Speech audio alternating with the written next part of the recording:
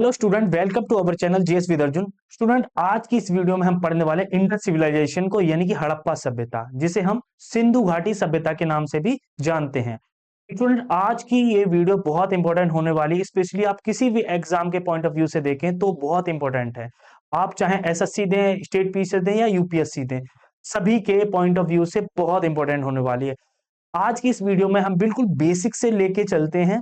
ये मान के चलता हूं आपने हिस्ट्री कभी नहीं पढ़ी है ना, तो आप इस लेक्चर से स्टार्ट कर सकते हैं। क्योंकि इस लेक्चर को हम ना केवल डायरेक्ट इंडस सिविलाइजेशन से यानी हड़प्पा सभ्यता से स्टार्ट करेंगे, बल्कि इसके साथ ही पिछला जो रेफरेंस आप स्टोन एज का भी थोड़ा सा रेफरेंस लेंगे। सर, हम एग्जाम्स में या हिस्ट्री पढ़ते समय बड़ी बोरियत सी फील होती है। उसका कारण क्या है? इतिहास पढ़ने का सही समझना होना।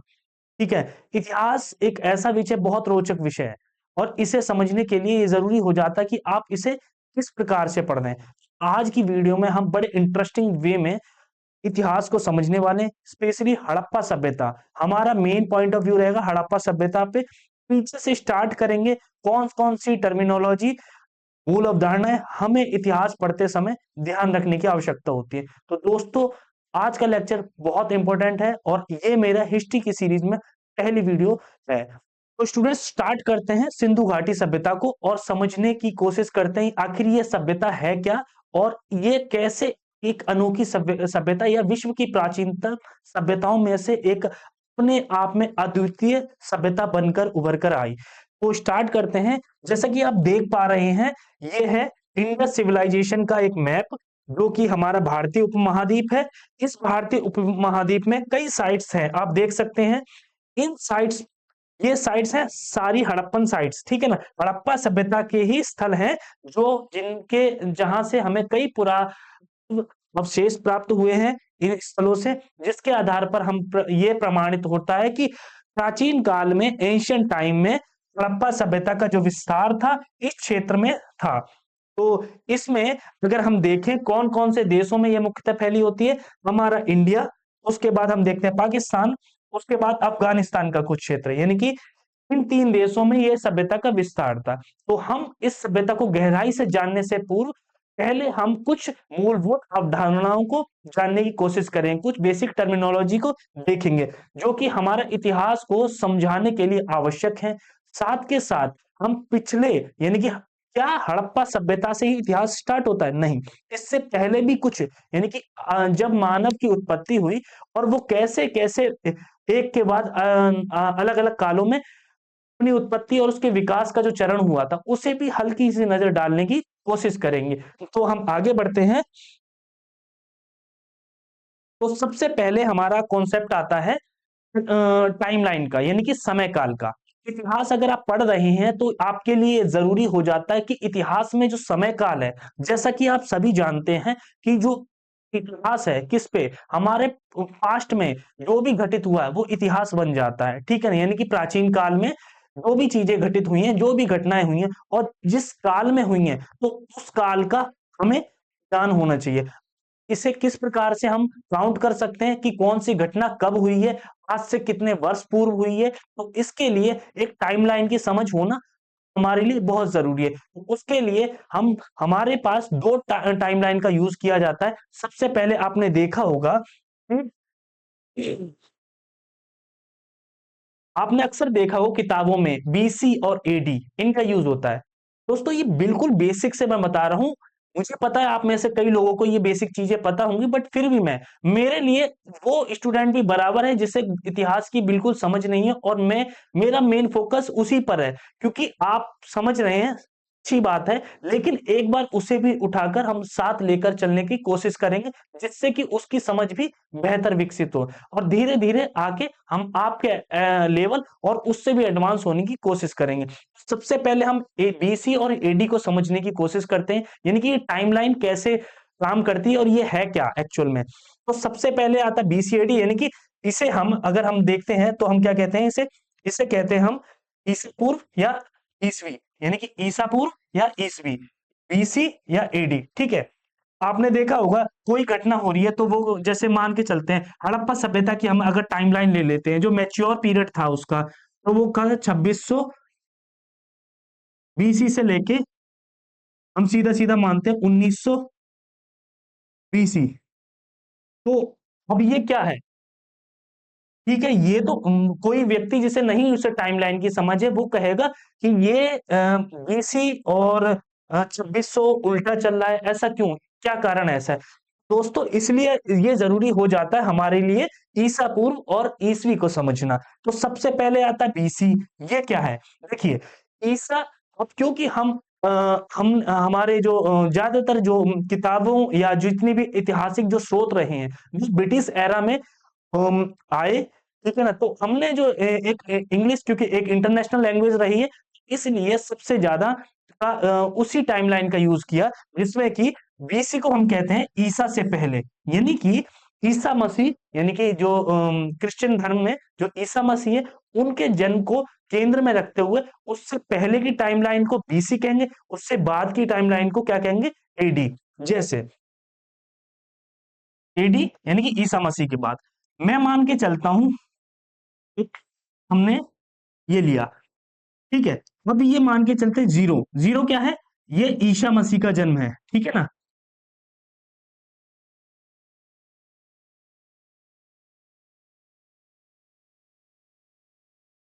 ठीक है, यहां से जो घटनाएं पूर्व में हुई हैं, मान के चलते हैं जो घटनाएं पूर्व में हुई हैं 100 ईयर पहले अगर हुई हैं तो उसे क्या कहेंगे? बीसी। 200 पहले हुई हैं, इसे क्या कहेंगे? ईसी। और इसके बाद अगर कोई घटनाएं हुई हैं तो उसे क्या कहेंगे? 100 ईयर के बाद हुई हैं तो इसे कहेंगे एडी। यानी कि और उसके बाद 200 वर्ष बाद हुई है, सेम इसी तरीके से एडी।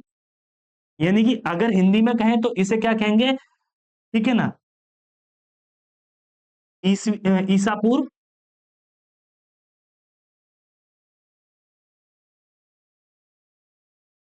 ठीक है, और इसे क्या कहेंगे?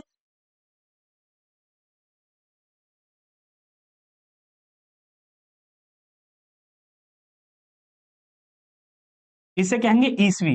ठीक है, तो अगर कोई घटना होती है तो आपने इन दोनों को समझ लिया, यानी कि जीरो को केंद्र में रखते, यानी कि ईसा मसीह के जन्म को केंद्र में रखते हुए इससे पहले की जो घटनाएं रहेंगी उन्हें हम बीसी में बोलेंगे, और इसके बाद की जो घटनाएं रहेंगी उन्हें हम एडी यानी कि ईसवी में, यानी कि ईसा मसीह से पूर्व और ईसा मसीह के बाद ईसवी। ठीक है, आप इस चीज को समझ गए?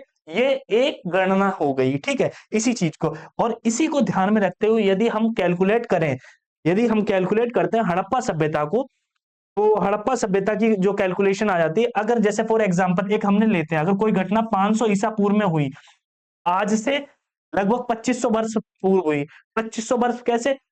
ईसा मसीह के जन्म से अभी तक कितने हुए? अभी 2025 26 चलने लग गया, तो हम मान के चलते 26 साल को अलग निकाल के रख देते और 2000 साल लेते हैं। ये 2000 साल और कोई घटना इससे 500 वर्ष ईसा पूर्व, 500 ईसा पूर्व, तो 500 यानी कि ईसा मसीह के जन्म से 500 वर्ष पूर्व, तो ये हो गए, तो टोटल कितना हो गया? टोटल हो गया 2500 वर्ष पूर्व। तो अभी समझ में आया तो किस तरीके से ये कैलकुलेशन होती है? ठीक है, तो ये तो एक मेथड था, ठीक है ना? एक मेथड था। दूसरा मेथड आता है बीसी और सीई को, यानी कि मान के चलते हैं कि हम बीसी और एडी को फॉलो नहीं करते, या क्योंकि एक धार्मिक कैलेंडर का रूप है, कोई व्यक्ति कहना चाहेगा मैं इन नामों का यूज नहीं करता, तो इसी तरीके से बीसी का प्रयोग होता है। बीसी का मतलब होता है सामान्य युग से पहले, ठीक है ना? और सी का मतलब होता है सामान्य युग। ये क्या? सेम कैलेंडर है, कुछ अलग नहीं है, ठीक है, बस यहाँ इनके नाम में बदलाव कर दिया गया। सेम चीज है, इसमें क्या कर दिया गया? इसमें जो बीसी की जगह, इसमें जो बीसी की जगह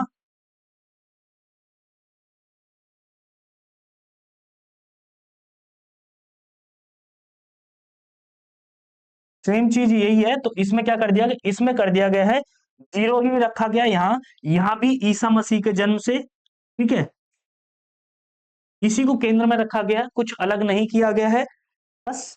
अब क्योंकि ये सीधी सीधी गिनती होती है तो यहां पर आ जाता है कॉमन एरा, ठीक है ना? तो ये आ जाता है सी, ठीक है, कॉमन एरा। यानी कि जितने 100 ईयर के बाद है तो 100 सी आ जाएगा, 200 के बाद है तो 200 सी सी आ जाएगा। है। तो यह है कॉमन एरा यानी कि सामान्य युग, यानी कि सामान्य गिनती हो रही है 100 200 300 इस प्रकार से, ठीक है। और इससे पहले अगर आ जाते हैं तो ये क्या आ जाता है, यहाँ आ जाता है बीसीई, आ जाता है बीसीई यानी कि बिफोर कॉमन एरा, ठीक है। बिफोर कॉमन एरा यानी कि अगर 100 होगा तो बिफोर कॉमन एरा, फिर 200 होगा तो बिफोर कॉमन एरा, ठीक है। ठीक है, आप ये दोनों चीजें समझ के, ये सिर्फ हमें समय काल को गणना करने के लिए दो पद्धतियां हैं, ओके। तो हमने ये चीज समझ लिया। ऐसा इसलिए भी जरूरी हो जाता है, इन्हें समझना जरूरी हो जाता है क्योंकि बेसिक चीजें कई बार जब इतिहास हम पढ़ते हैं तो सबसे पहले यही चीज आती है। तो ये चीज, क्योंकि मैं इस वीडियो को मैं ये मान के चलता हूं कि आप इतिहास की शुरुआत यहाँ हड़प्पा सभ्यता से, क्योंकि हड़प्पा से ही सबसे ज्यादा एग्जाम में भी क्वेश्चंस आते हैं, तो इसलिए ज्यादातर बच्चे कंफ्यूज हो जाते हैं, पूरा पाषाण काल नवपाषाण काल के चक्कर में पड़े हुए। सर वो इस यहाँ तक आते तब तक वो इतिहास में बहुत बोरियत फील करने लगते हैं, ठीक है। इसलिए इस टाइमलाइन को मैंने यहाँ बताया जिससे कि वो अपनी जो बेसिक चीजों को बताने से, जिससे कि वो इतिहास में उनकी रुचि बने, इतिहास को समझने की उनकी क्षमता बढ़े, और साथ के साथ हड़प्पा सभ्यता से ही इतिहास की शुरुआत कर सकते हैं जो कि एग्जाम के पॉइंट ऑफ व्यू से बहुत इंपॉर्टेंट है, ठीक है। अभी हमने ये समझा, अब हम आगे बढ़ते हैं। और आगे बढ़ते, हाँ एक चीज और ध्यान रखिएगा, समय हमेशा इस प्रकार से बढ़ता है, ठीक है। मान के चलते ये है, और समय किस रूप में आगे बढ़ता है, समय जो आगे बढ़ता है वो इस प्रकार से आगे बढ़ता है, ठीक है। इसका मतलब क्या है, इसका मतलब ये है जैसे आपने देखा 100 से 200 हो गया, 200 से 300 हो गया, हम समय की जो काउंटिंग करते हैं ना, जैसे कि आपने देखा ये जो 2600 ईसा बीसी से लेके 1900 बीसी हमने लिखा है, तो ये 2600 पहले क्यों लिखा, वो इसलिए लिखा समय हमेशा आगे की ओर बढ़ता है, उसे इसी प्रकार से काउंट किया जाता है। जैसे अगर हमने, क्योंकि एडी की बात है या सी की बात है तो हम जाहिर सी बात है इसी क्रम में लिखेंगे। जैसे कोई घटना घटी 100 एडी से 200 एडी के बीच में, 200 एडी के बीच में, इसे तो हम लिख दिया, लेकिन इससे पूर्व में अगर हुई तो भी हम कैसे करेंगे, अगर इसके 100 यहां से और 200 ये हुई है तो हम इसे किस प्रकार से, पहले यही आएगा, यानी कि पहले आएगा 200 बीसीई, ठीक है, से लेके 100 बीसी, ठीक है। तो पहले यही रहेगा, तो इसी प्रकार से हड़प्पा, क्योंकि जीरो से पहले आना यानी कि इससे लेके यहां तक जो भी घटना हुई है वो उसके इसके दायरे में आएंगे। तो तो यहां तक आपने कैलेंडर समझा, बढ़ते हैं आगे, यानी कि टाइमलाइन को समझ लिया आपने। आप इतिहास में जो टाइमलाइन है उसे अच्छे से समझ पाएंगे, ठीक है। इंडस सिविलाइजेशन को हमने देखा, ठीक है। जो उसका टाइमलाइन है उस तरीके से, ठीक है। अगली चीज आती है इतिहास क्या है। इतिहास क्या है, इतिहास क्या है, हमारा किसके द्वारा, साक्ष्यों के आधार पर, ठीक है ना। इतिहास क्या है, इतिहास क्या है, इतिहास हमारा साक्ष्यों के आधार पर ही लिखा जाता है, ठीक है ना। जब तक हमारे पास कोई एविडेंस नहीं मिलते तक हम नहीं कह सकते कि ये किस काल का है, किस प्रकार से इसका निर्माण हुआ है, या ये वहां की सभ्यता किस प्रकार की रही है। तो एक चीज है इतिहास, क्या इतिहास साक्ष्यों के आधार पर बुना जाता है, ठीक है। हमें अगर हड़प्पा सभ्यता से संबंधित जो भी खुदाई हुई है उसके अवशेष प्राप्त ना होते तो क्या हम इतिहास लिखने की स्थिति में होते, क्या हम कह सकते थे कि भारतीय उपमहाद्वीप पर एक विशाल सभ्यता थी, नहीं ना। तो इसी कारण से साक्ष्य बहुत महत्वपूर्ण होते इतिहास के संदर्भ में। उसमें सबसे पहले हम देखते हैं जो ऐतिहासिक साक्ष्यों के दो प्रकार होते हैं, ठीक है ना। इस प्रकार के दो प्रकार होते हैं, कौन कौन से प्रकार होते हैं, एक होते हैं लिखित साक्ष्य और एक होता है पुरातात्विक साक्ष्य, ठीक है ना। तो हम देखते हैं, एक होते हैं लिखित साक्ष्य और दूसरे होते हैं पुरातात्विक साक्ष्य। अब लिखित साक्ष्य क्या होते हैं सर, लिखित साक्ष्य ऐसे साक्ष्य होते हैं जो लेखन के द्वारा प्राप्त होते हैं, लेखन शैली में प्राप्त होते हैं। फॉर एग्जाम्पल सिक्के, ठीक है, शिलालेख यानी कि जो पत्थर होता है उस पे कई सारे लेख लिखे रहते हैं, या पांडुलिपि होती हैं, ठीक, उन पे जो भी पांडुलिपियां हो गई, और ताम्रपत्र होते हैं, ठीक। कैसे ये लिखित जो है वो, इसके अलावा भी कई चीजें होती हैं। इसके अलावा जो है आपके बहुत से ज्यादा जो ट्रेवलर आते हैं, जैसे हिंसांग फायान वगैरह है, तो उन्होंने उनके जो जो भी टेक्स्ट लिखे उन्होंने, उसके बिहाफ पे भी हमें नॉलेज मिलती है। मिडिल एरा में जो अलबरूनी, ठीक है ना, इस प्रकार के जो जितने भी यात्री आए उन्होंने अपने वृतांत जो भी लिखे, उसमें जो भी जानकारी दी उसके आधार पे भी वो भी हमारे एक प्रकार के साक्ष्य है ना। तो इस प्रकार से लिखित साक्ष्य हो गए। अब आते हैं पुरातात्विक साक्ष्य। पुरातात्विक साक्ष्य कौन से होते हैं? पुरातात्विक साक्ष्यों में आ जाते हैं, मूर्तियां आ जाती हैं, ठीक है ना। जैसे कि आपने देखा हो हड़प्पा सभ्यता, अभी हम आगे पढ़ेंगे तो कई सारे मूर्तियां मिली, मृद भांड मिले, ठीक है ना, उनके औजार मिले। पूरा पाषाण काल में देखेंगे तो बहुत सारे औजार मिले, ठीक है। तो ये तो मूर्तियां आ जाती हैं, औजार हो गए, बर्तन हो गए, भवनों के अवशेष हो गए। तो अब ये दो साक्ष्य तो मिल गए, तो ये इन साक्ष्यों के आधार पे इतिहास की गणना की है। तो सर इसे हमें पता है साक्ष्यों के आधार पे होता है, तो इसे अभी क्यों पढ़ना है?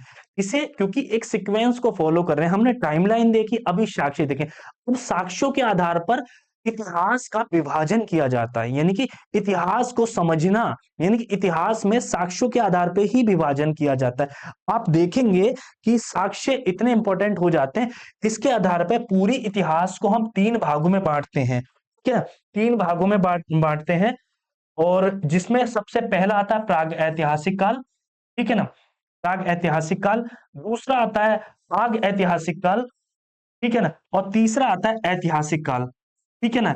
यानी कि केवल साक्ष्यों के आधार पर, यानी कि साक्ष्यों के आधार पे, सर साक्ष्यों के आधार पे बिल्कुल, साक्ष्य इन पे कई जगह लिखित साक्ष्य मिले हैं, कई जगह पुरातात्विक साक्ष्य मिले हैं, कई जगह केवल पत्थरों के साक्ष्य मिले हैं, ठीक है ना।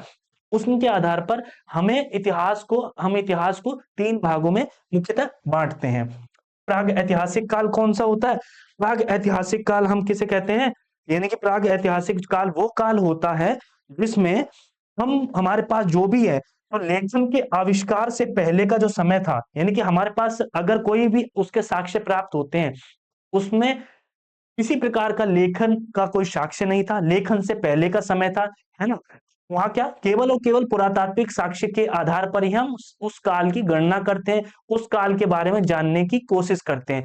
जैसे पाषाण काल में देखेंगे तो बहुत सारे पत्थरों के औजार, आदि मानव जो हंटिंग करता था, उसके उसके लिए जिन टूल्स का यूज करता था, वो सारी चीजों के आधार पे हम पुरातात्विक साक्ष्य के आधार पर, यानी कि आप ये कह सकते हैं प्राग ऐतिहासिक काल में लेखन का आविष्कार से पहले का समय माना जाता है, यानी कि इस समय किसी प्रकार का लिखित साक्ष्य नहीं था, केवल और केवल पुरातात्विक साक्ष्य के आधार पे ही इसके बारे में जाना जाता, ठीक है ना।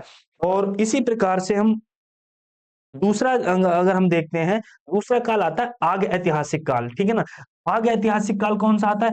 वो होता है जहां पर लेखन था लेकिन पढ़ा नहीं गया, यानी कि लेखन शैली का प्रचलन हो चुका था, वहां के साक्ष्य ऐसे मिले हैं जिनमें लेखन शैली पाई गई है या लिपियां पाई गई हैं, लेकिन पढ़ा नहीं गया। तो ऐसा कौन से एरा था? तो बिल्कुल इस काल को हम कहते हैं आग ऐतिहासिक काल है, यानी कि इसका एग्जाम्पल सबसे बड़ा आता है सिंधु घाटी सभ्यता। सिंधु घाटी सभ्यता में जो भी लेखन सामग्री मिली है, जो भी लिपियां मोहरें मिली हैं, आज तक उनकी लिपि को पढ़ा नहीं जा सका, ठीक है ना, नहीं पढ़ा जा सका। तो इसके आधार पे दूसरी कैटेगरी डिवाइड करते हैं आग ऐतिहासिक काल, ठीक है। तो तीसरी आ जाती है आपकी ऐतिहासिक काल, ठीक है ना। ऐतिहासिक काल कौन सा होता है? जिसमें लिखित स्रोत उपलब्ध और पढ़ने योग्य हैं, यानी कि वो काल जिसमें हमारे पास लिखित स्रोत उपलब्ध है, और लिखित स्रोत के आधार पर हम उस समय काल की गणना करते हैं, उस सभ्यता के बारे में और जानने की कोशिश करते हैं, वहां की सामाजिक, राजनीतिक, आर्थिक स्थिति कैसी थी उसके बारे में जानने की कोशिश करते हैं। इसमें कौन सा टाइम पीरियड आता है जब हमें लिखित साक्ष्य उपलब्ध होने लगे? बिल्कुल, वैदिक पीरियड ऐसा समय था जहां से लिखित साक्ष्य हमें उपलब्ध होने लगे। वैदिक पीरियड आता है हड़प्पा सभ्यता के जब डिक्लाइन होता है उसके बाद से स्टार्ट होने लगता है, और वहां से हमें लिखित साक्ष्य मिलते हैं, जैसे हमारे जितने भी वेद हैं, ठीक है ना, वो सब। उसके बाद बौद्ध धर्म जो है, जैन धर्म, उनसे संबंधित कई वृतांत मिलने लगते हैं जो कि लिखित साक्ष्य हैं। तो इसी कारण से हम ऐतिहासिक काल को जो है इसे ऐतिहासिक काल के रूप में कहते हैं। एक चीज और ध्यान रखने वाली जरूरी है, वो ये है कि जो पुरातात्विक साक्ष्य और जो ऐतिहासिक साक्ष्य हैं, यानी कि पुरातात्विक और लिखित साक्ष्य हैं, दोनों की अपनी अपनी विशेषताएं और सीमाएं। जो पुरातात्विक साक्ष्य की बात करें तो इसमें जानकारी प्रमाणित होती है, ठीक है। जो चीज जहां से पाई जा रही है उसके बारे में ठोस एविडेंस होता है बिल्कुल यहाँ कोई सभ्यता रही होगी, ठीक है ना। लेकिन इसकी कमी क्या होती है, इसके बारे में बहुत ज्यादा जानकारी, वहां की सामाजिक, राजनीतिक, आर्थिक व्यवस्था किस प्रकार की होती थी, उनके बारे में बहुत ज्यादा जानकारी नहीं मिल पाती। फॉर एग्जाम्पल, अगर हमें कहीं बहुत सारे मनके मिले, ठीक है, मनके समझते हैं आप, मोती वगैरह जो मालाएं वगैरह थी उनके, तो हम ये एक अंदाजा लगा, उसमें स्टडी करनी पड़ेगी इन मनकों का यूज कैसे होता था, क्या यहाँ कोई कारखाना था या कुछ और चीजों का प्रयोग किया जाता। इस प्रकार से हमें उस पर विचार करना पड़ता है, स्टडी करनी पड़ती, तभी हम किसी निष्कर्ष पर पहुंच सकते हैं। लेकिन वही लिखित साक्ष्य है, तो क्योंकि उस समय काल में किसी व्यक्ति के द्वारा लिखे गए थे, उस समय काल की अच्छी जानकारी देने की कोशिश करते हैं, ठीक है ना, उसमें अच्छी जानकारी देते हैं। लेकिन उसकी सीमा एक ये भी होती है कि वो कई बार पक्षपातपूर्ण भी होते हैं। फॉर एग्जाम्पल, यदि अलबरूनी भारत में आया तो जाहिर सी बात इस्लाम के प्रति उसका ज्यादा रुचि थी, तो वो उसी दृष्टिकोण से लगता है। वहीं हिंसांग अगर भारत में आता है तो बौद्ध धर्म के प्रति उसकी गहरी आस्था थी, तो वह उसके अनुकूल लिखता है। तो कई दफा हमें इसीलिए हम अगर इतिहास की बेहतर समझ बनाना चाहते हैं तो हम पुरातात्विक और साहित्यिक साक्ष्य, यानी कि जो लिखित जो साक्ष्य, उनके आधार पर हम इतिहास की एक बेहतर समझ बना सकते हैं। बढ़ते हैं हम आगे, तो इस प्रकार से हमने इतिहास के वो देखे। अब इसी में जो प्रागैतिहासिक जो प्राग ऐतिहासिक काल होता है, इस प्राग ऐतिहासिक काल को हम कई वर्णों में बांटते हैं। अब आप देखेंगे, आपने साक्ष्यों के आधार पे काल का विभाजन देख लिया, ठीक है। अब देखेंगे, हम बढ़ेंगे हड़प्पा सभ्यता की ओर, एक एक कदम बढ़ने की कोशिश करते हैं। अब ये टाइम हमने देख लिया प्राग ऐतिहासिक, यानी कि जिस काल में किसी प्रकार की लेखन शैली नहीं थी, जो हमें पुरातात्विक साक्ष्य मिलते हैं उसी के आधार पर हम निर्माण करते हैं। इसका कारण क्या होता है, प्राग ऐतिहासिक काल में लेखन शैली क्यों नहीं मिलती। देखो, इसे हम सबसे पहले बांटते हैं दो भागों में, ठीक है, पहला तीन भागों में। एक पूरा पाषाण काल, एक मध्य पाषाण काल, एक नवपाषाण काल। ये प्राग ऐतिहासिक काल का आ जाता है बेसिकली, ठीक है, इसे इसमें काउंट नहीं करेंगे, ठीक है ना। तीन टाइम पीरियड में हम बांटते हैं। पूरा पाषाण काल जो 10,000 ईसा पूर्व से पहले का था, यानी कि कई लाख वर्षों से, जब से मानव की उत्पत्ति हुई है पृथ्वी पे, उसके बाद जो भारतीय उपमहाद्वीप पे जो मानव आया, तब से लेके 10,000 ईसा पूर्व, ठीक है, 10,000 ईसा पूर्व तक का जो काल है उसे पुरापाषाण काल कहते हैं, ठीक है ना। पुरापाषाण काल क्यों, क्योंकि इस काल में जितने भी औजार मिले, जितने भी इस काल में कुछ नहीं मिलता, सिर्फ और सिर्फ पत्थरों के औजार मिलते हैं। और हंटिंग के लिए जिस प्रकार के औजारों का प्रयोग करते थे, ठीक है ना, वो मिलते हैं, ठीक है। इसी प्रकार से थोड़ा मध्य पाषाण काल आता है, ये इसका जो टाइम पीरियड रहता है 10,000 ईसा पूर्व से लेके 8,000 ईसा पूर्व के बीच माना जाता है, ठीक है ना, मध्य पाषाण। अब यहां से मानव थोड़ा सा सभ्य होने लग गया, ठीक है ना, यहां से मानव थोड़ा सभ्य होने लग गया। इसका कारण क्या था, इस टाइम पीरियड में तो क्लाइमेट में एक बहुत बड़ा बदलाव आया, ठीक है ना। यहाँ हिम से लेके यहाँ थोड़ा सा नमी आने लगी, गर्मी का मौसम बढ़ने लग गया, क्लाइमेट में जलवायु परिवर्तन हुआ। अब मानव धीरे धीरे कृषि की ओर बढ़ने लगा, पशुपालन, क्योंकि पशु चरने लगे तो उन्हें उनका हंटिंग करने लगा। पहले मछलियां वगैरह वो हंटिंग करता था, अब इन्हें वो इस तरीके से उसका रुचि बढ़ने लगी कि इसमें कृषि में, लेकिन अभी भी स्थायी कृषि नहीं करते थे। फिर आता है नवपाषाण काल। नवपाषाण काल का जो टाइम पीरियड होता है वो 8,000 ईसा पूर्व से लेके 3,000 ईसा पूर्व के बीच माना जाता है।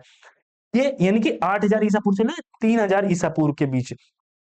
इस नवपाषाण काल में जो मानव था वो प्रॉपर प्रॉपर तो नहीं, लेकिन हाँ, कृषि जो गतिविधि थी, एग्रीकल्चर एक्टिविटीज और पशुपालन में इन्वॉल्व हो गया, यानी कि उन्हें करने लगा, ठीक है ना। इससे क्योंकि जैसे जैसे वो मानव आगे बढ़ रहा था तो उसका विकास होता है, उसके मस्तिष्क का विकास हो रहा था। साथ के साथ जैसी जैसी परिस्थितियां, जलवायु परिवर्तन में बदलाव होते हैं, उसके लिए जो नए अवसर आ रहे थे वो उसे समझ के उनका प्रयोग करने लग रहा था। लेकिन अभी भी, क्योंकि इसे पाषाण काल ही कहते हैं, अभी भी किसी प्रकार की किसी धातु का प्रयोग नहीं हुआ था, जिससे कि एक कृषि में या एग्रीकल्चर में कोई एक क्रांति क्रांति मतलब एकदम तीव्र परिवर्तन होता है, यानी एकदम तीव्र विकास हुआ, ऐसा नहीं हुआ था। इस प्रकार से नवपाषाण, इसके नवपाषाण के बाद से जो काल स्टार्ट होता है वो ताम्रपाषाण काल का, जो आग ऐतिहासिक काल का एक भाग कहलाता है, ठीक है।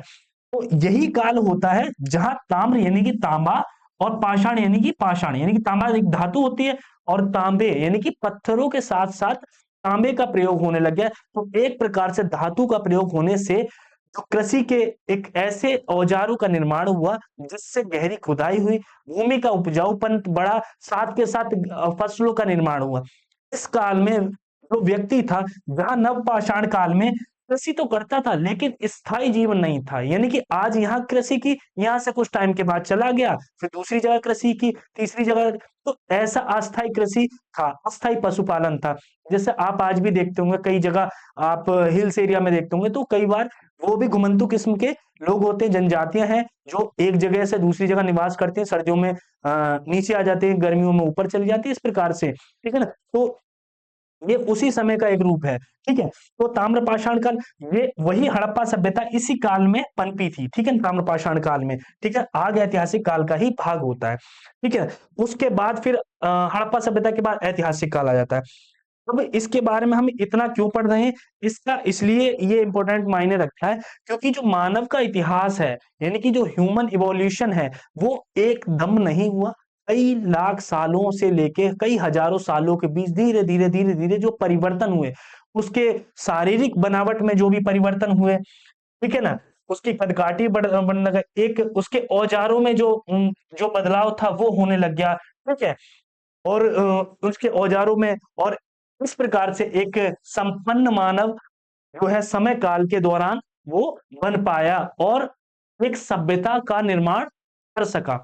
इस प्रकार तो ये एक ऐसा नहीं है कि एक ही साल में या कुछ सालों में, ऐसा नहीं, कई लाखों सालों में ये परिवर्तन, और ये परिवर्तन आज भी जारी है।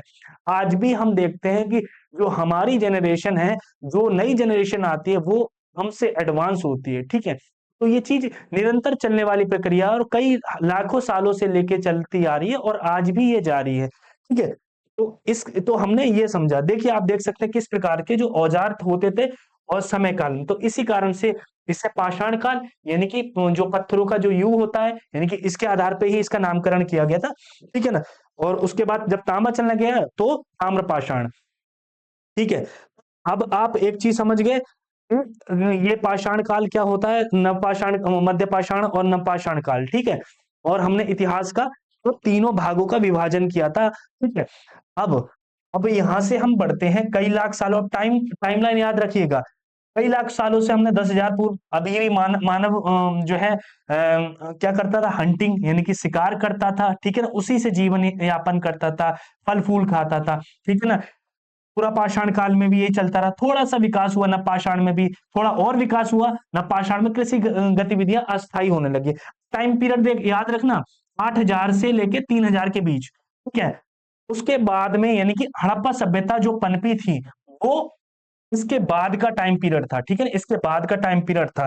तो अब इसके बाद यानी कि अब क्या होने लग गया, व्यक्ति धीरे धीरे कृषि गतिविधियों और पशुपालन जो है शुरू कर चुका था, जिसके कारण एक कहीं ना कहीं सभ्यता का जन्म। दोस्तों एक चीज याद रखना, सभ्यता में यहाँ किसी प्रकार की कोई सभ्यता नहीं कही जा रही। क्यों नहीं कही जा रही, क्योंकि सभ्यता में बहुत, सभ्यता अपने आप में एक एक स्थायी जीवन यापन को इंगित करता है, यानी कि सभ्यता वो होती है जहां जीवन स्थायी हो, जहां लोग एक दूसरे से संबंध रखते हो, जहां एक व्यवस्थित जो है शहरीकरण हो, या अगर शहरीकरण ना भी हो तो व्यवस्थित संरचना स्थापित हो। तो इस प्रकार के जीवन यापन को एक सभ्यता कहता है। ये पहली बार हमें दिखाई देती है, हमारे भारतीय उपमहाद्वीप की बात की जाए तो वो हड़प्पा सभ्यता में दिखाई देती है। तो हम सभ्यता को समझा, और यही कारण है कि उसके बाद जो हमारी जो पाषाण काल के बाद जो हमारा जो समय आया, वो आया आग प्रागैतिहासिक काल में हड़प्पा सभ्यता का। इसी कारण से हड़प्पा सभ्यता कहलाई, हड़प्पा सभ्यता पहली सभ्यता कहलाई हमारे भारतीय उपमहाद्वीप की, ठीक है। तो सबसे पहले जो हड़प्पा सभ्यता की अगर हम टाइम पीरियड को देखें, इसका जो टाइम पीरियड अगर हम देखें तो मेनली इसका टाइम पीरियड, अगर पूरी सभ्यता को काउंट करें कि इसकी शुरुआत कब से हुई, इसका जो अगर मैं ये कहूं कि इसका एक बीज भी बोआ गया है ना, वो कहां से शुरुआत होती है, इसके जो साक्ष्य हैं वो कहां से शुरुआत होते हैं, तो इसका जो टाइम पीरियड है वो कहलाता है 6000 BC से लेके 6000 बीसी से लेके ये कहलाता है 1300 बीसी तक, ठीक है ना, ये टाइम पीरियड है। तो आप कहोगे सर हमने तो जो पढ़ा है हड़प्पा सभ्यता का, वो ज्यादातर हमने 2600 से लेके 1900 बीसी के बीच में पढ़ा है। बिल्कुल पढ़ा है आपने और बिल्कुल वो सही भी है, वो मैच्योर पीरियड है। लेकिन हम यहाँ पूरी सभ्यता को जो समय काल था उसे, यानी कि जो प्रारंभिक हड़प्पा सभ्यता थी, उसका जो सबसे पहले जो साक्ष्य मिलते हैं वो मेहरगढ़ में मिलते हैं। मेहरगढ़ में कुछ अनाज के जो है साक्ष्य मिलते हैं, जिससे पता चलता, और स्थायी जीवन की जो शुरुआत की जो साक्ष्य मिलते हैं वो मेहरगढ़ से मिलते हैं। इसके कारण से, और ये लगभग 6000 ईसा पूर्व की बात है, इसी कारण से हम जो हड़प्पा सभ्यता की जो शुरुआती जो चरण था वो हम 6000 बीसी से मानते हैं। इसी कारण से हड़प्पा सभ्यता को मुख्यतः 3 भागों में विभाजित किया जाता है, ठीक है ना। तो अभी हम इसकी टाइमलाइन का विभाजन करेंगे। तो इस प्रकार से यहां तक के टॉपिक में हमने पढ़ा, सबसे पहले हमने टाइमलाइन को पढ़ा जो कि हमारे लिए बेहद जरूरी थी। फिर हमने कुछ साक्ष्य पढ़े, ठीक है ना, साक्ष्यों के आधार प्रकार पढ़े, और साक्ष्यों के आधार पर जो काल का विभाजन है उसे पढ़ने का प्रयास किया। हमने देखा पूरा पाषाण काल, यानी कि जब से मानव की उत्पत्ति हुई है और किस प्रकार से जो वो आगे बढ़ता हुआ एक सभ्यता के रूप में विकसित हुआ, ठीक है, एक सभ्यता की स्थापना उसने की, ठीक है। तो अभी आता है सिंधु घाटी सभ्यता, यानी कि हड़प्पा सभ्यता, ठीक है ना। इसे हड़प्पा और सिंधु घाटी दोनों सभ्यता कहा जाता है। इसका कारण क्या है? इसका कारण ये है क्योंकि ये एक सिंधु नदी के इर्द गिर्द फैली हुई थी, तो इस कारण से इसे सिंधु घाटी सभ्यता के नाम से भी जाना जाता है। लेकिन क्योंकि इसका जो पहला जो प्रथम साक्ष्य मिले थे वो हड़प्पा में मिले थे, तो इस कारण से कुछ विद्वान इसे हड़प्पा सभ्यता के नाम से, ये दोनों ही नाम अपने अपने संदर्भ में बिल्कुल सही हैं, तो इसमें कोई कंफ्यूजन वाली बात नहीं है। इंडस वैली सिविलाइजेशन और हड़प्पन सिविलाइजेशन, ठीक है। आप देख सकते हैं ये उसी के एक पुरातात्विक साक्ष्य है, ठीक है ना। ये एक पूरा के पूरी जो स्ट्रक्चर है जो सिंधु घाटी सभ्यता का है, ठीक है ना, ये रियल इमेजेस है, ठीक है। अब आते हैं हड़प्पा सभ्यता क्या होती है, ठीक है ना। अब यहाँ तक आपने देखा कि जो इंडस सिविलाइजेशन या हड़प्पा सभ्यता से पहले की जो चीजें थी वो क्या थी। अब यहाँ से हम शुरुआत करते हैं हड़प्पा सभ्यता, ठीक है ना। यहाँ से यहाँ तक आपको समझ में आया होगा। अब शुरुआत करते हैं हड़प्पा सभ्यता।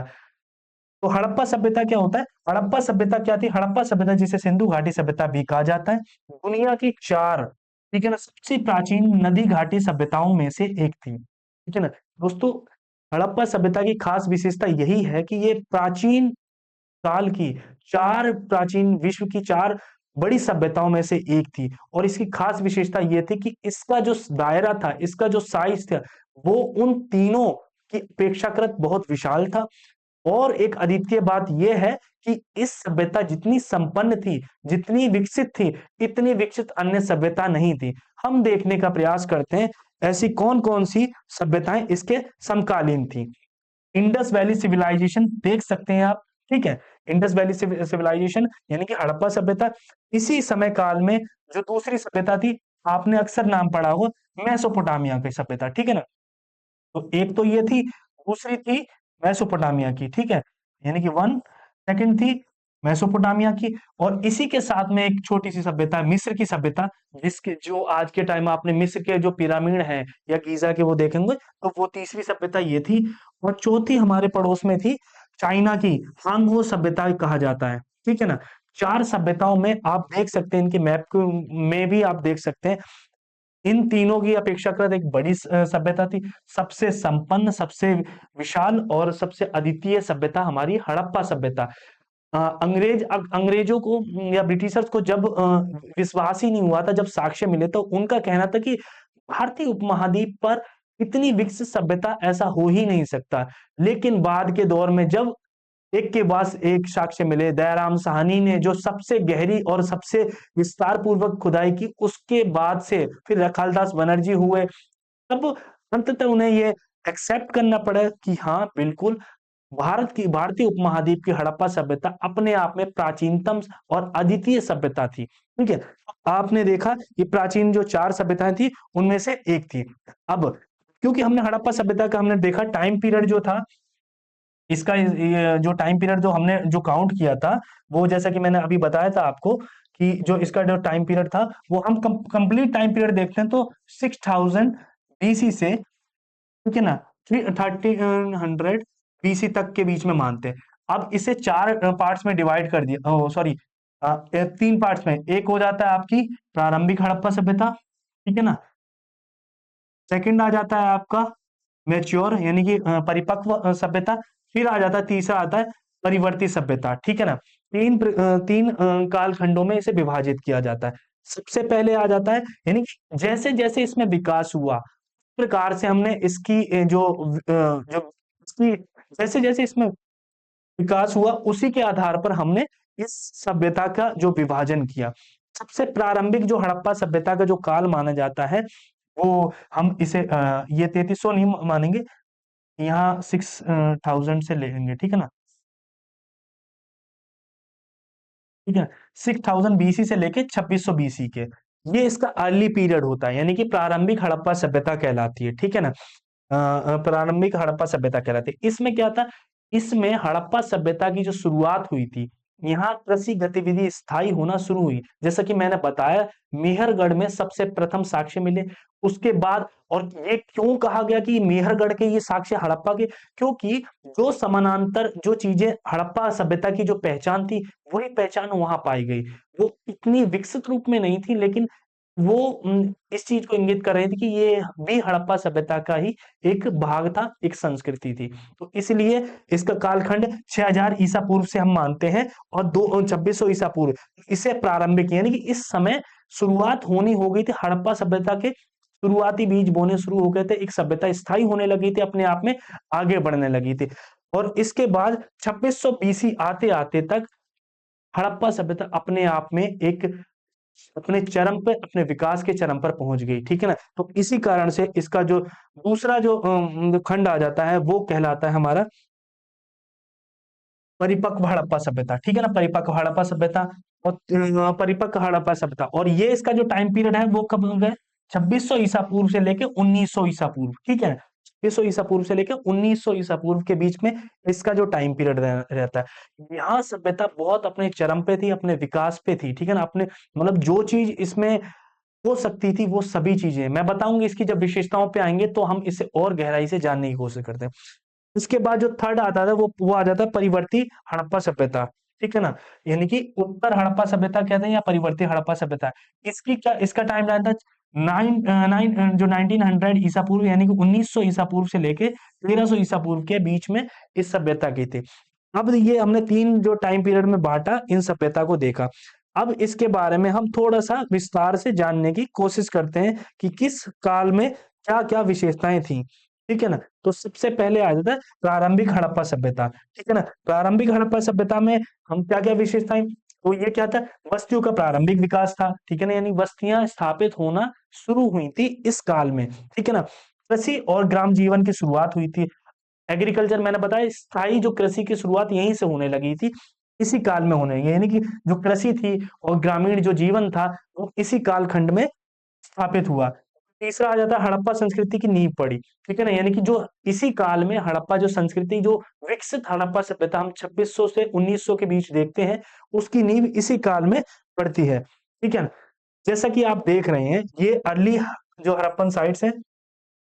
आप देखेंगे कि उत्तर पश्चिम जो भारत है, ठीक है ना, इस क्षेत्र में ये साइट्स उस समय की हैं। आप देखेंगे कि कैसे अलग-अलग काफ़ी बीच में फैली हैं, और इनके बीच काफ़ी अंतराल हैं। इतने घनी वो आबादी नहीं है, छोटी-छोटी सी बस्तियाँ अलग-अलग उसमें हैं, ठीक है ना? उसके बाद हम देखते हैं, जब परिपक्व यानी कि मैच्योर पीरियड आ जाता है, तब हड़प्पा सभ्यता में क्या-क्या विशेषताएँ आ जाती हैं। इस काल में हड़प्पा सभ्यता उत्कर्ष का काल बोलते हैं, ठीक है? कैसा? उत्कर्ष यानी कि अपने विकास के चरम पे होती है।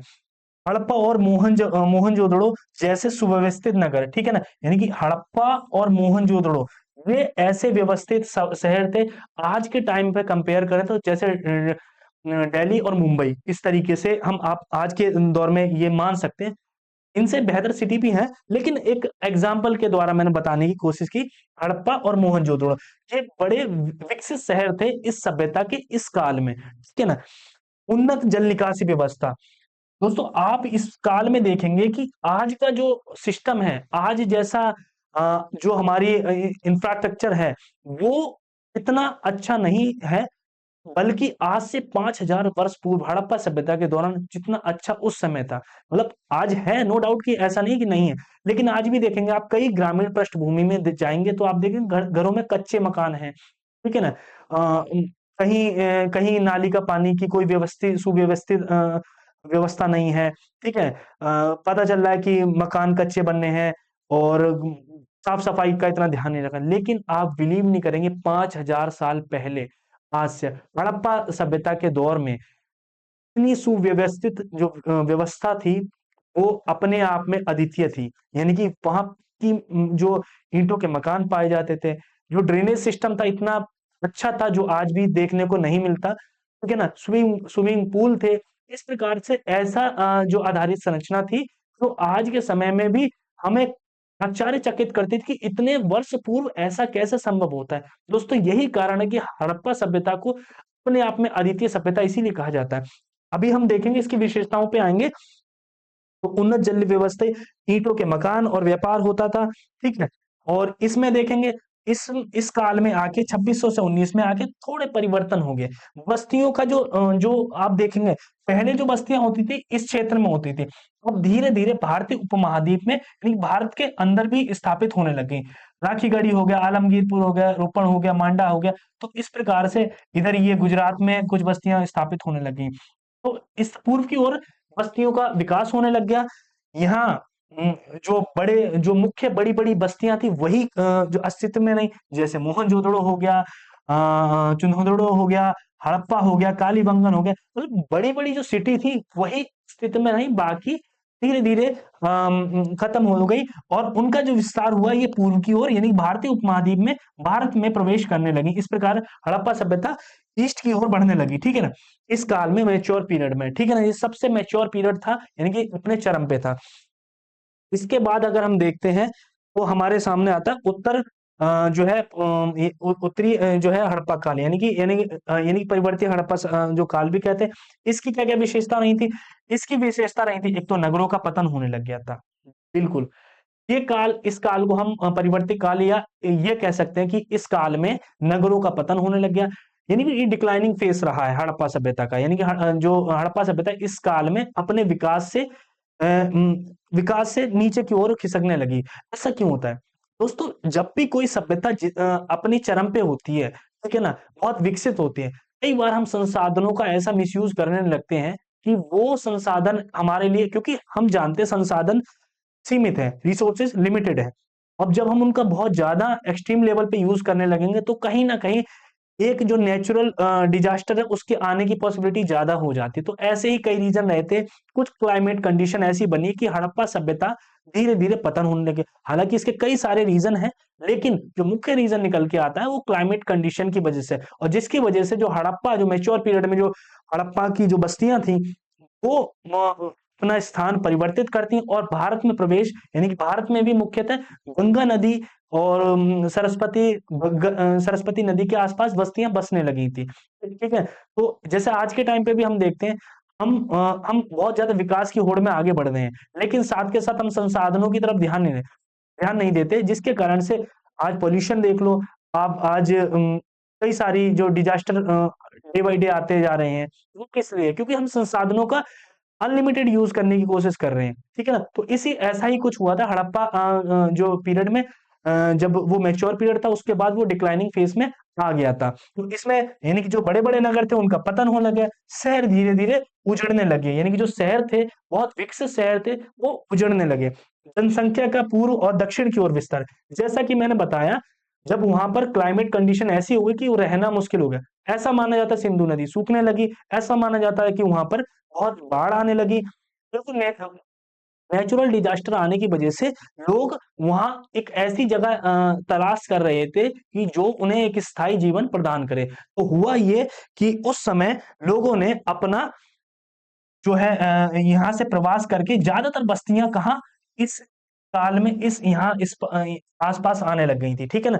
यहाँ से ज्यादातर लोग स्थापित होने लगे, विस्थापित होने लगे और इस तरफ आने लगे। तो आप देख सकते हैं कई सारी जो दहमाबाद और दक्षिणी में आ जाता है, ठीक है ना, पूर्वी और विस्तार हो गया, ठीक है ना, ये लेटर हड़प्पन साइट्स है, तो इसमें आपने देखा, ठीक है। अब बढ़ते हैं हड़प्पा सभ्यता के बारे में, आपने बेसिक सी चीजें जानी, अब जानने की कोशिश करते हैं। ठीक है सर, आपने ये बताया हड़प्पा सभ्यता ये है, आपने ये बताया कि हड़प्पा जो सभ्यता है कि अपने आप में अद्वितीय सभ्यता थी। स्टार्टिंग से लेके अभी तक हमने देखा हड़प्पा सभ्यता के एक मोटा-मोटा रेफरेंस देखा, एक बेसिक नॉलेज देख ली। अब ये बताइए कि सर ये इसकी जो स्टार्टिंग है, यानी कि इसकी खोज, सर एग्जाम में भी क्वेश्चन पूछा जाता है। एग्जाम में तो मैं कह रहा हूँ इसमें जो भी चीजें बताई हैं ना, सबसे क्वेश्चन बने हुए हैं। आप प्रीवियस ईयर क्वेश्चन किसी भी एग्जाम की तैयारी कर रहे हो, आप खोल के देख लीजिए, आपको जरूर मिलेगा, ठीक है ना। अब क्वेश्चन आ जाता है कि सर ये तो आपने बता दिया हड़प्पा सभ्यता ये है और इसकी क्या क्या इंपॉर्टेंस रही है और क्या क्या विशेषता रही है, विशेषताओं पे हम बाद में बात करेंगे, लेकिन बेसिक चीजें हमने बता दी। अब देखते हैं कि जो ये इतनी जो अद्वितीय सभ्यता थी, इसकी खोज कैसे हुई। बड़ा इंटरेस्टिंग टॉपिक लगता है ना, कि इतनी बड़ी जो सभ्यता थी, इसकी कहानी क्या थी, कैसे इसकी खोज हुई। इसकी खोज की भी एक अनोखी कहानी है। इसकी शुरुआत होती है 1826 में, ठीक है ना। 1826 में एक ब्रिटिश एक व्यक्ति होता है, चार्ल्स मैसन, ठीक है ना। ये आते हैं पाकिस्तान में, ये दरअसल एक भगोड़े फौजी के रूप में विख्यात थे, और ये यहाँ का जो है पाकिस्तान में जाके वहां ट्रेवल करते हैं और वहां देखते हैं कि हड़प्पा के खंडर देखते हैं, ये बड़े-बड़े से टीले से ऐसे, ये क्या चीज़ है? ठीक है ना? तो इन्होंने देखा इनमें कुछ अनोखा है, ये प्रॉपर पहाड़ या कोई किसी पहाड़ी का भाग तो नहीं दिखते, क्योंकि अगर पहाड़ी होता वो निरंतर संरचना होती है, लेकिन ये ऐसा ना हो के ऐसे गुंबद टीले से देखे उन्होंने कुछ अलग से, लेकिन फिर इन्होंने इनके महत्व को नहीं समझा। इन्होंने सोचा कि हो सकता है कुछ ऐसे ही कुछ स्ट्रक्चर वगैरह हो, लेकिन हाँ, ध्यान अवश्य इनका गया था। इसके बाद आते हैं 1853 में सर अलेक्जेंडर कनिंघम आते हैं, ठीक है ना? ये इन्हें क्या मिले? इन्हें हड़प्पा की कुछ मोहरें मिली, ठीक है ना? अब जब ये आते हैं रिसर्च करते हैं, तो रिसर्च में जो है इन्हें मोहरें मिली। अब मोहरों पे कई हड़प्पाई लिपि का निर्माण था, कई लिपियां जो है मोहरें मिली इन्हें, ठीक है ना, उस समय की। उन्होंने कहा कि ये ऐसा तो हो ही नहीं सकता, ये तो बहुत पुरानी है, ये तो हो ही नहीं सकता कि ये भारतीय उपमहाद्वीप की किसी सभ्यता की कोई निशानी हो, नहीं हो सकता, क्योंकि इनका माइंडसेट कैसा था, ब्रिटिश माइंडसेट था। और ब्रिटिश माइंडसेट कैसा था कि भारतीय लोग, भारतीय उपमहाद्वीप के लोग इतने सक्षम नहीं थे कि वो अपनी किसी सभ्यता का निर्माण कर सकें, ठीक है, उनके दिमाग में ये था। लेकिन और उन्होंने ये क्या कहा, उन्होंने कहा कि ये जो मोहरे हैं, ये हो सकता है सिकंदर महान जब भारत की ओर बढ़ रहा था, उस समय इन मोहरों का निर्माण किया हो, और जो टीले जो दिखाई दे रहे हैं, ये उसी उनके आक्रमण के दौरान बनाए गए हों। इस प्रकार से उन्होंने अपना जो विश्लेषण प्रस्तुत किया। उसके बाद सबसे मुख्य जो टाइम आता है, वो आता है 1921 का, 1921 का। यहाँ पर एक जो भारतीय व्यक्ति बैराम साहनी आते हैं। बैराम साहनी ने पहली बार हड़प्पा में खुदाई करी। इन्होंने इसे सीरियस लिया, ठीक है ना? और इन्होंने इसकी खुदाई की। अब इस खुदाई में जो तथ्य, जो साक्ष्य मिले, उन्होंने एक बिल्कुल न्यूट्रल दृष्टिकोण से देखा कि ये उन्हें लग रहा था ये इतने जो साक्ष्य मिले, इन्हें अनदेखा किया गया है। तो उन्होंने गहनता से उस पे विचार किया, ठीक है ना? उसको जो खुदाई थी उसका विस्तार किया, और एक के बाद उन्हें ऐसे जो साक्ष्य मिले, वो अपने आप में चीख-चीख के कह रहे थे कि ये कोई आम साक्ष्य नहीं है, बल्कि ये हड़प्पा सभ्यता के ही साक्ष्य हैं, एक अदिति सभ्यता। और उन्होंने सिद्ध हुआ कि यह एक प्राचीन सभ्यता थी। अब जब इन्होंने किया, तो इंटरेस्ट बढ़ा किसका? आर.डी. बनर्जी, ठीक है? रखालदास बनर्जी का। 1922 में भाई ये भी इंटरेस्ट लेते हैं और इन्होंने भी खुदाई की। इन भाई साहब को क्या मिल जाता है? मोहनजोदड़ो। मोहनजोदड़ो को सबसे विख्यात, सबसे विकसित शहर माना जाता है किसका? हड़प्पा सभ्यता का। तो मोहनजोदड़ो की खोज की, उसके बाद हड़प्पा जैसे ढांचे भी मिले। उन्होंने देखा कि मोहनजोदड़ो में सिमिलर पैटर्न वही फॉलो हो रहा है जो हड़प्पा सिविलाइजेशन हड़प्पा में मिले, ठीक है ना?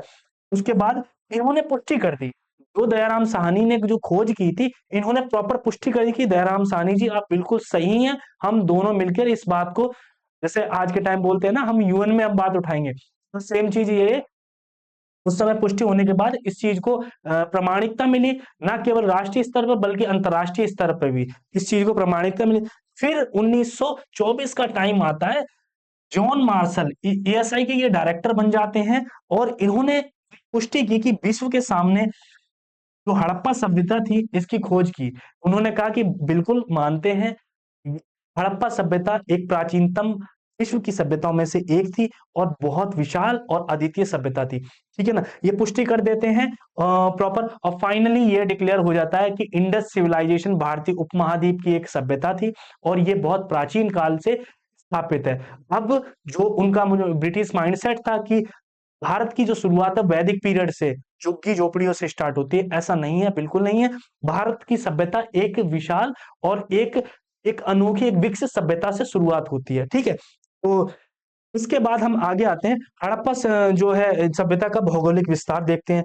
अब हमने एक इसकी कहानी पढ़ी, कहानी पढ़ने के बाद अगला जो क्वेश्चन आता है, ठीक है सर आपने कहानी बता दी, खोज हो गई और इसकी बेसिक चीजें बता दी, खोज हो गई और कैसे खोज हुई ये बता दिया। अब एग्जाम के पॉइंट ऑफ व्यू से इसका एक नक्शा तो होना चाहिए माइंड में कि इसका विस्तार कहाँ से कहाँ तक था, कैसे कैसे कौन कौन से स्थल इसमें जरूरी थे।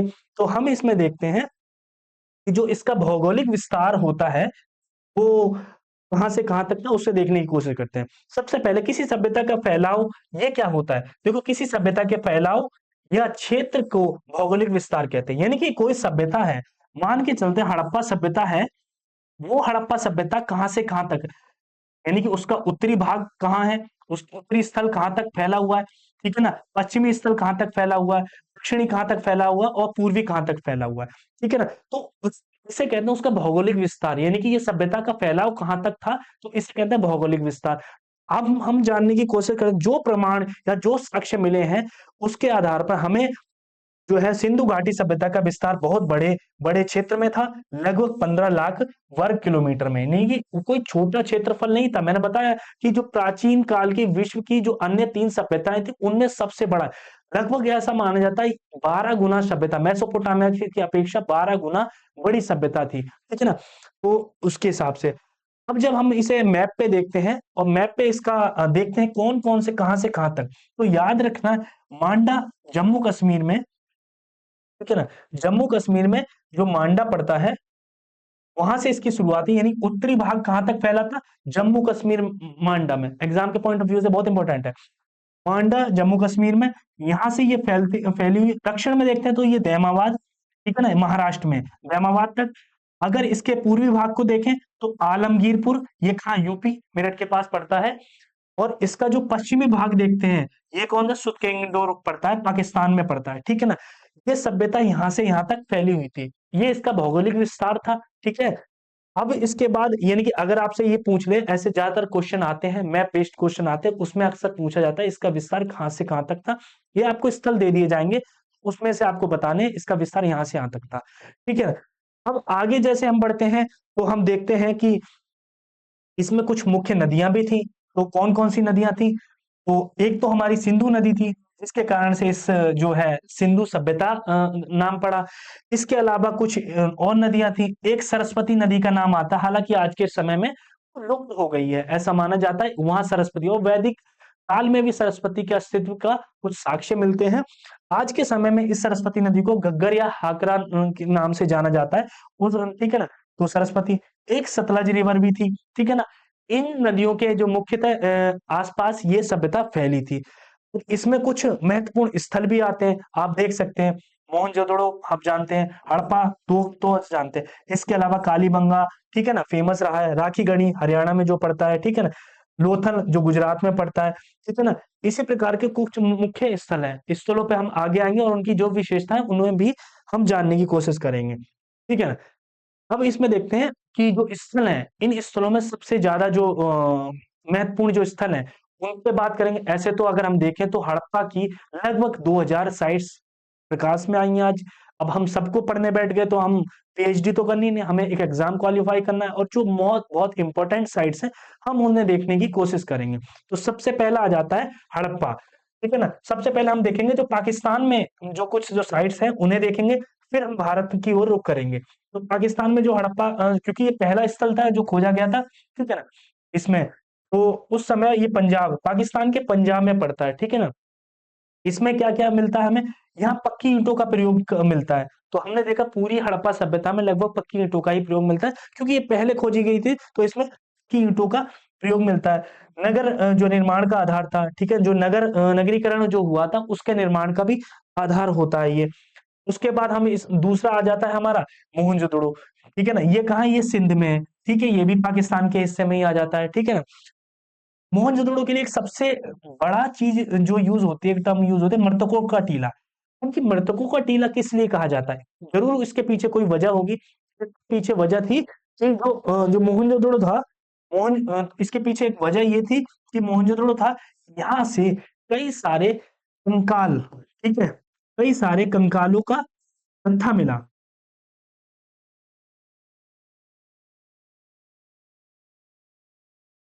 ठीक है ना। इसके कारण से इसे मृतकों का टीला माना जाता। अब कई सारे इसके पीछे कोई कहता है कि यहाँ पर कोई महामारी आई थी, कोई कहता है यहाँ पर एक मतलब राजा के द्वारा उन्हें पनिशमेंट के तौर पे इस तरीके का। तो यहाँ मृतकों का यानी कंकालों का पूरा जत्था मिला था, इसके कारण से मृतकों का टीला कहता था। यहाँ का जो सबसे सबसे इम्पोर्टेंट वो चीज आ जाती है, वो आता महान स्नानागार। अक्सर प्रश्न आता रहता है, और इसी के आधार पर हम कहते हैं कि इंडस सिविलाइजेशन में स्विमिंग पूल भी थे, ठीक है ना। ऐसा माना है आज के टाइम पे हम देखते हैं, ठीक है ना, विशाल स्नानागार, और वो भी पक्की ईंटों को की ईंटों का था। इसमें जो है पानी का निकासी की व्यवस्था थी प्रॉपर, ठीक है ना। उसमें स्टोर कर सकते थे, उसमें निकाल के फ्रेश वाटर वो कर सकते थे, ठीक है ना। उसके बाद यहाँ अन्नागार, यानी कि जो फूड स्टोरेज का भी प्रॉपर ध्यान रखा गया था। आप देख सकते हैं आज के समय में ऐसी सभ्यताएं, मतलब आज के इतने 5,000 साल भी ऐसी चीजें कई हमारे ग्रामीण परिवेश में देखने को नहीं मिलती। आज से 5,000 वर्ष पूर्व ऐसी सभ्यता थी, वो भी हमारे भारतीय उपमहाद्वीप, ये हमारे लिए बड़ी गर्व की बात है।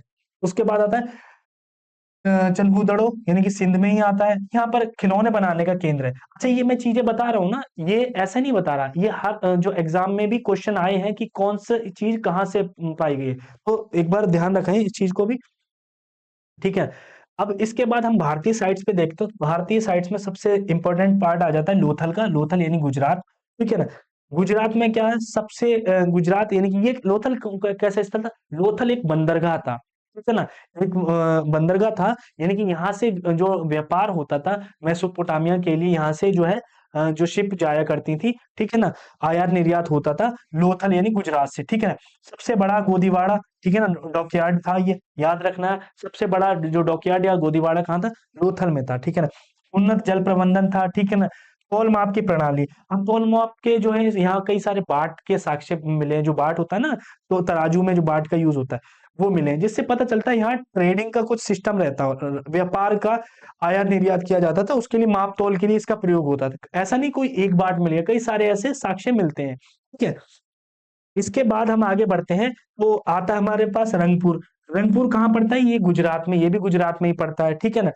यहाँ कुछ गोदाम मिले हैं, ठीक है।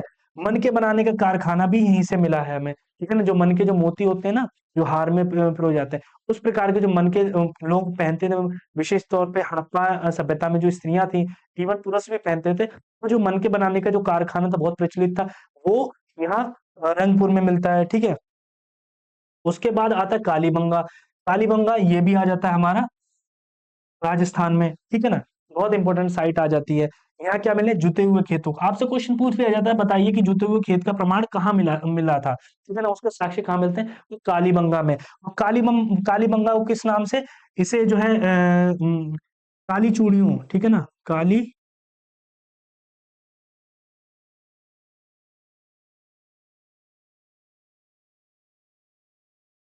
इसका जो शाब्दिक अर्थ है कालीबंगा, यानी कि जो है ब्लैक बेंगल, यानी काली चूड़ियों के नाम से भी जाना जाता है, इसका नामकरण पड़ा, ठीक है ना। उसके बाद अग्निवेदियां, अग्निवेदी यानी कि ऐसा भी साक्ष्य मिलते हैं, यहाँ अग्निवेदी मिले, यानी कि ऐसा लगता है कि यहाँ पर हवन भी किया जाता था, हालांकि कुछ ठोस प्रमाण नहीं मिले थे कि उस समय में। बेसिकली जो हवन या यज्ञ के जो प्रमाण मिलते हैं वैदिक सभ्यता में मिले, लेकिन हाँ एक कुछ अग्निवेदियां मिली हैं यहाँ पे, ठीक है। आपसे क्वेश्चन पूछ लेता है। फिर आ जाता है राखी गढ़ी। राखी गढ़ी कहाँ, हरियाणा में पड़ता है, ठीक है ना, हरियाणा में। स्टेट याद रखना है, आज के टाइम में आपसे पूछा जा सकता है।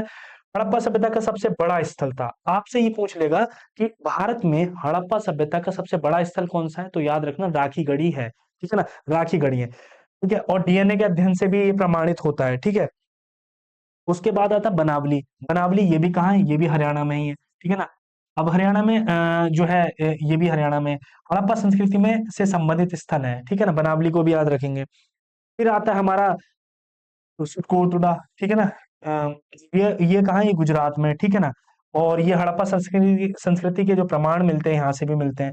एक धोलावीरा भी आता है, ये गुजरात में आता है। उत्कृष्ट जल संरक्षण व्यवस्था है, ठीक है।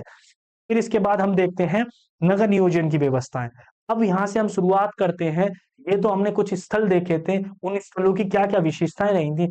अब हम कोशिश करते हैं कि अ, हड़प्पा सभ्यता की ऐसी क्या क्या विशेषताएं रही थी जिनके कारण से हम हड़प्पा को एक अद्वितीय जो है सभ्यता मानते हैं। विश्व की प्राचीनतम सभ्यताओं में सबसे विशाल, सबसे अद्वितीय मानते हैं, ठीक है ना। ऐसा क्या था कि उसके कंपैरिजन में कोई ऐसी सभ्यता उसके इर्द गिर्द नहीं ठहरती थी। तो उन विशेषताओं पर नजर डालेंगे। सबसे पहले जो आता है, सबसे पहली जो सबसे इंपॉर्टेंट चीज आ जाती है वो आती है इसकी नगर नियोजन की विशेषताएं। आप देख सकते हैं, हालांकि ये एआई पे जनरेटेड है, लेकिन ऐसा माना जाता है कि उस समय में जो अभी जो साक्ष्य मिले हैं उसके आधार पर कि इस प्रकार की व्यवस्थित व्यवस्था थी वहां पे, ठीक है ना। बल्कि इससे भी बेहतर ही व्यवस्थित थी, ठीक है। तो नगर नियोजन की व्यवस्था सबसे पहले आती है इसकी ग्रिड पद्धति, ठीक है ना। ग्रिड योजना, ग्रिड सिस्टम क्या था? शहरों को आयताकार ब्लॉकों में बांटा गया था, जिसमें सड़कें उत्तर से दक्षिण, यानी कि उत्तर से दक्षिण और पूरब से पश्चिम की दिशा में एक दूसरे को समकोण काटती थी। और कहा? पूरब से पश्चिम, ठीक है ना, समकोण काटती थी। यानी कि आप ये मान सकते हैं सड़क यहां से यहां तक और उसके बाद यहां से यहां तक समकोण काटती थी। और इसे जैसे आज के टाइम पे हम देखते हैं ना, कई सारे चौक जिसे बोलते हैं, तो इस तरीके से इस समकोण काटती थी। ऐसा नहीं था कोई यहां से कोई यहां से, इस प्रकार की टेढ़ी मेढ़ी गलियां जैसे कि आज के टाइम पे भी देखने को मिल जाती है, ऐसा नहीं था। वहां उस समय प्रॉपर जो व्यवस्था थी, उस समय उस समय क्या प्रॉपर व्यवस्था थी। और जो है ग्रिड पद्धति का जो है इस्तेमाल किया जाता था, ठीक है ना। इसके बाद आ जाता सड़कों का निर्माण पक्की ईंटों से, ठीक है ना। किससे हुआ था निर्माण? किससे? कि ईंटों से होता था। और वे चौड़ी होती थी जिससे आवागमन आसान होता था, ठीक है ना। यानी कि सड़कों का निर्माण कैसे होता था? कि ईंटों से होता था। और वो बहुत चौड़ी होती थी, पक्की ईंटों से, किस लिए? जिससे कि वर्षा या उसमें आने आवागमन में कोई दिक्कत ना हो। और वो चौड़ी ईंटें रहती थी तो वो ज्यादा स्थायी होती थी। आप देख सकते हैं ये हड़प्पा की जो साइट्स है उसी में देखेंगे आप कितना चौड़ा रोड है। और इसका निर्माण हो रखा है ये पक्की ईंटों से, ठीक है। ये पक्की ईंटों का, और यही आगे जाके इस प्रकार से समकोण काटती थी, ठीक है ना। एक ये रास्ता सीधा निकल जाता था और एक रास्ता इधर। इसे क्या कहते हैं? इसे कहते हैं ग्रिड पद्धति, ठीक है ना। इसे कहते थे ग्रिड सिस्टम, ठीक है। इस प्रकार से इसके अलावा हम देखते हैं इसकी एक खास जो विशेषता थी, जो दूसरी थी, उन्नत जल निकासी प्रणाली, ठीक है। यानी कि आपने देखी कितनी अच्छी सड़कें थी, ठीक है ना, कितने अच्छे मकान थे, ठीक है। इसके बाद देखते हैं उन्नत जल निकासी प्रणाली। मतलब किसी भी, इसे सभ्यता हम क्यों कहते हैं? सभ्य सभ्य होता है एक इंसान जो पहले से विकसित रूप में होता है, उसे सभ्य कहते हैं ना। एक सभ्यता ही इसी से इसका नामकरण हुआ है। सभ्यता कब कहलाएगी? जब बहुत अच्छा एक वेल मैनर्ड सिस्टम होगा। तो ये सभ्यता इसी से पता चल जाती है कि यहाँ पर उन्नत जल निकासी प्रणाली, यानी कि एडवांस ड्रेनेज सिस्टम था यहाँ पर, ठीक है ना। यानी कि आज के समय में भी आप देखते हैं कहीं कोई नाले भरे पड़े हैं, कोई नालियां बंद पड़ी हैं, कोई कहीं से भी एक प्रॉपर ड्रेनेज सिस्टम नहीं है। स्मार्ट सिटी की बात अलग है, वहां ये चीज देखने को मिल जाती है। लेकिन आज के समय में भी कई सारे जो पुराने जो ऐसे स्टेट हैं जो थोड़ा सा बैकवर्ड है, वहां ये कंडीशन नहीं देखने को मिलती है। तो हड़प्पा सभ्यता की यही विशेषता थी कि उन्नत जल निकासी प्रणाली थी, एडवांस ड्रेनेज सिस्टम था। हर घर की जो नालियां थी, अब नालियों का स्ट्रक्चर कैसा था? हर घर की नालियां जो थी मुख्य सड़क की नालियों से जुड़ी होती थी, ठीक है ना। जो गंदे पानी को शहर के बाहर ले जाती थी, ठीक है ना। नालियां ढकी हुई होती थी और समय समय पर सफाई की व्यवस्था थी। जैसे मान के चलते हैं, ये देख लो, अब ये कोई घर है, ठीक है। इस घर की एक नाली है, ओके। अब ये नाली मेन नाली से कनेक्ट होती थी, ठीक है, मुख्य नाली से कनेक्ट होती थी। और खास विशेषता क्या थी? खास विशेषता ये थी कि इस नाली को भी, इसके ऊपर भी इसे पाट दिया जाता था, यानी कि इसके ऊपर भी जो ब्रिक रख दी जाती थी जिससे ये बंद रहता था, चूना पत्थर की, ठीक है ना। और समय पर, यानी कि जब सफाई का समय आता था, इसे खोल दिया जाता था, इसकी प्रॉपर सफाई की जाती थी, ठीक है ना। इस प्रकार से जो कुएं होते थे हर घरों में भी पाए जाते थे, और मुख्यतः एक जो है पब्लिक प्लेस पे भी इस प्रकार के कुएं होते थे, ठीक है। और इसके बाद जो है ड्रेनेज, जो मुख्य नाला होता है, जैसे ये मुख्य नाला है, ठीक है, ये मुख्य नाला है, और ये यहाँ जो नालियां आती थी वो इसमें आती थी, और मुख्य नाला से ये पानी शहर के बाहर निकल जाया करता था, ठीक है, ड्रेन होता था। और यहाँ पर भी आप देख सकते हैं किस प्रकार का छलनी का प्रयोग हुआ है, जिससे कि नाली के जो जो निकासी में किसी प्रकार की बाधा ना आए, जो भी पानी आ रहा है उसमें जो भी कूड़ा करकट आ रहा है वो भी यहीं रुके और उसे अलग किया जा सके। इतनी सुव्यवस्थित व्यवस्था हड़प्पा सभ्यता में थी, आप विश्वास नहीं कर पा रहे होंगे, क्योंकि ये वास्तव में था। और आज हम देखते हैं कहीं कुछ प्रॉपर व्यवस्था ही नहीं मिलती। तो इसी कारण से इस व्यवस्था में एक अपने आप में अनोखापन था। और पकी हुई ईंटें थी, ठीक है। मकान कैसे होते थे?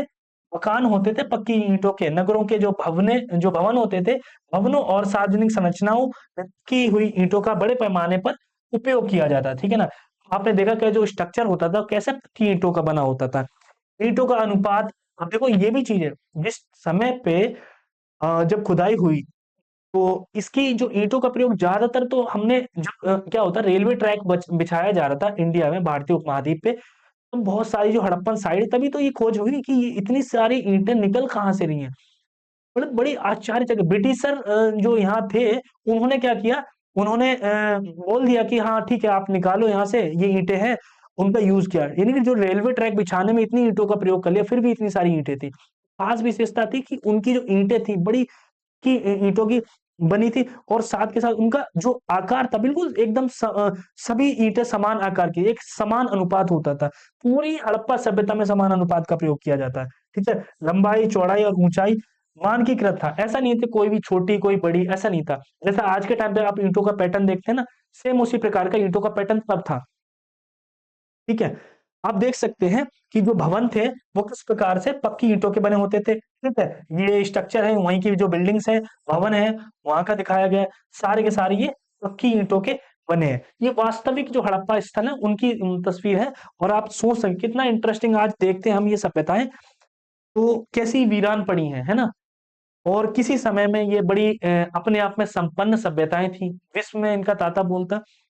तो समय की बात है तो कई बार ऐसा हो जाता है कि अ, समय का अगर हम संसाधनों का सही इस्तेमाल नहीं करते ना, तो स्थिति ऐसी हो जाती है।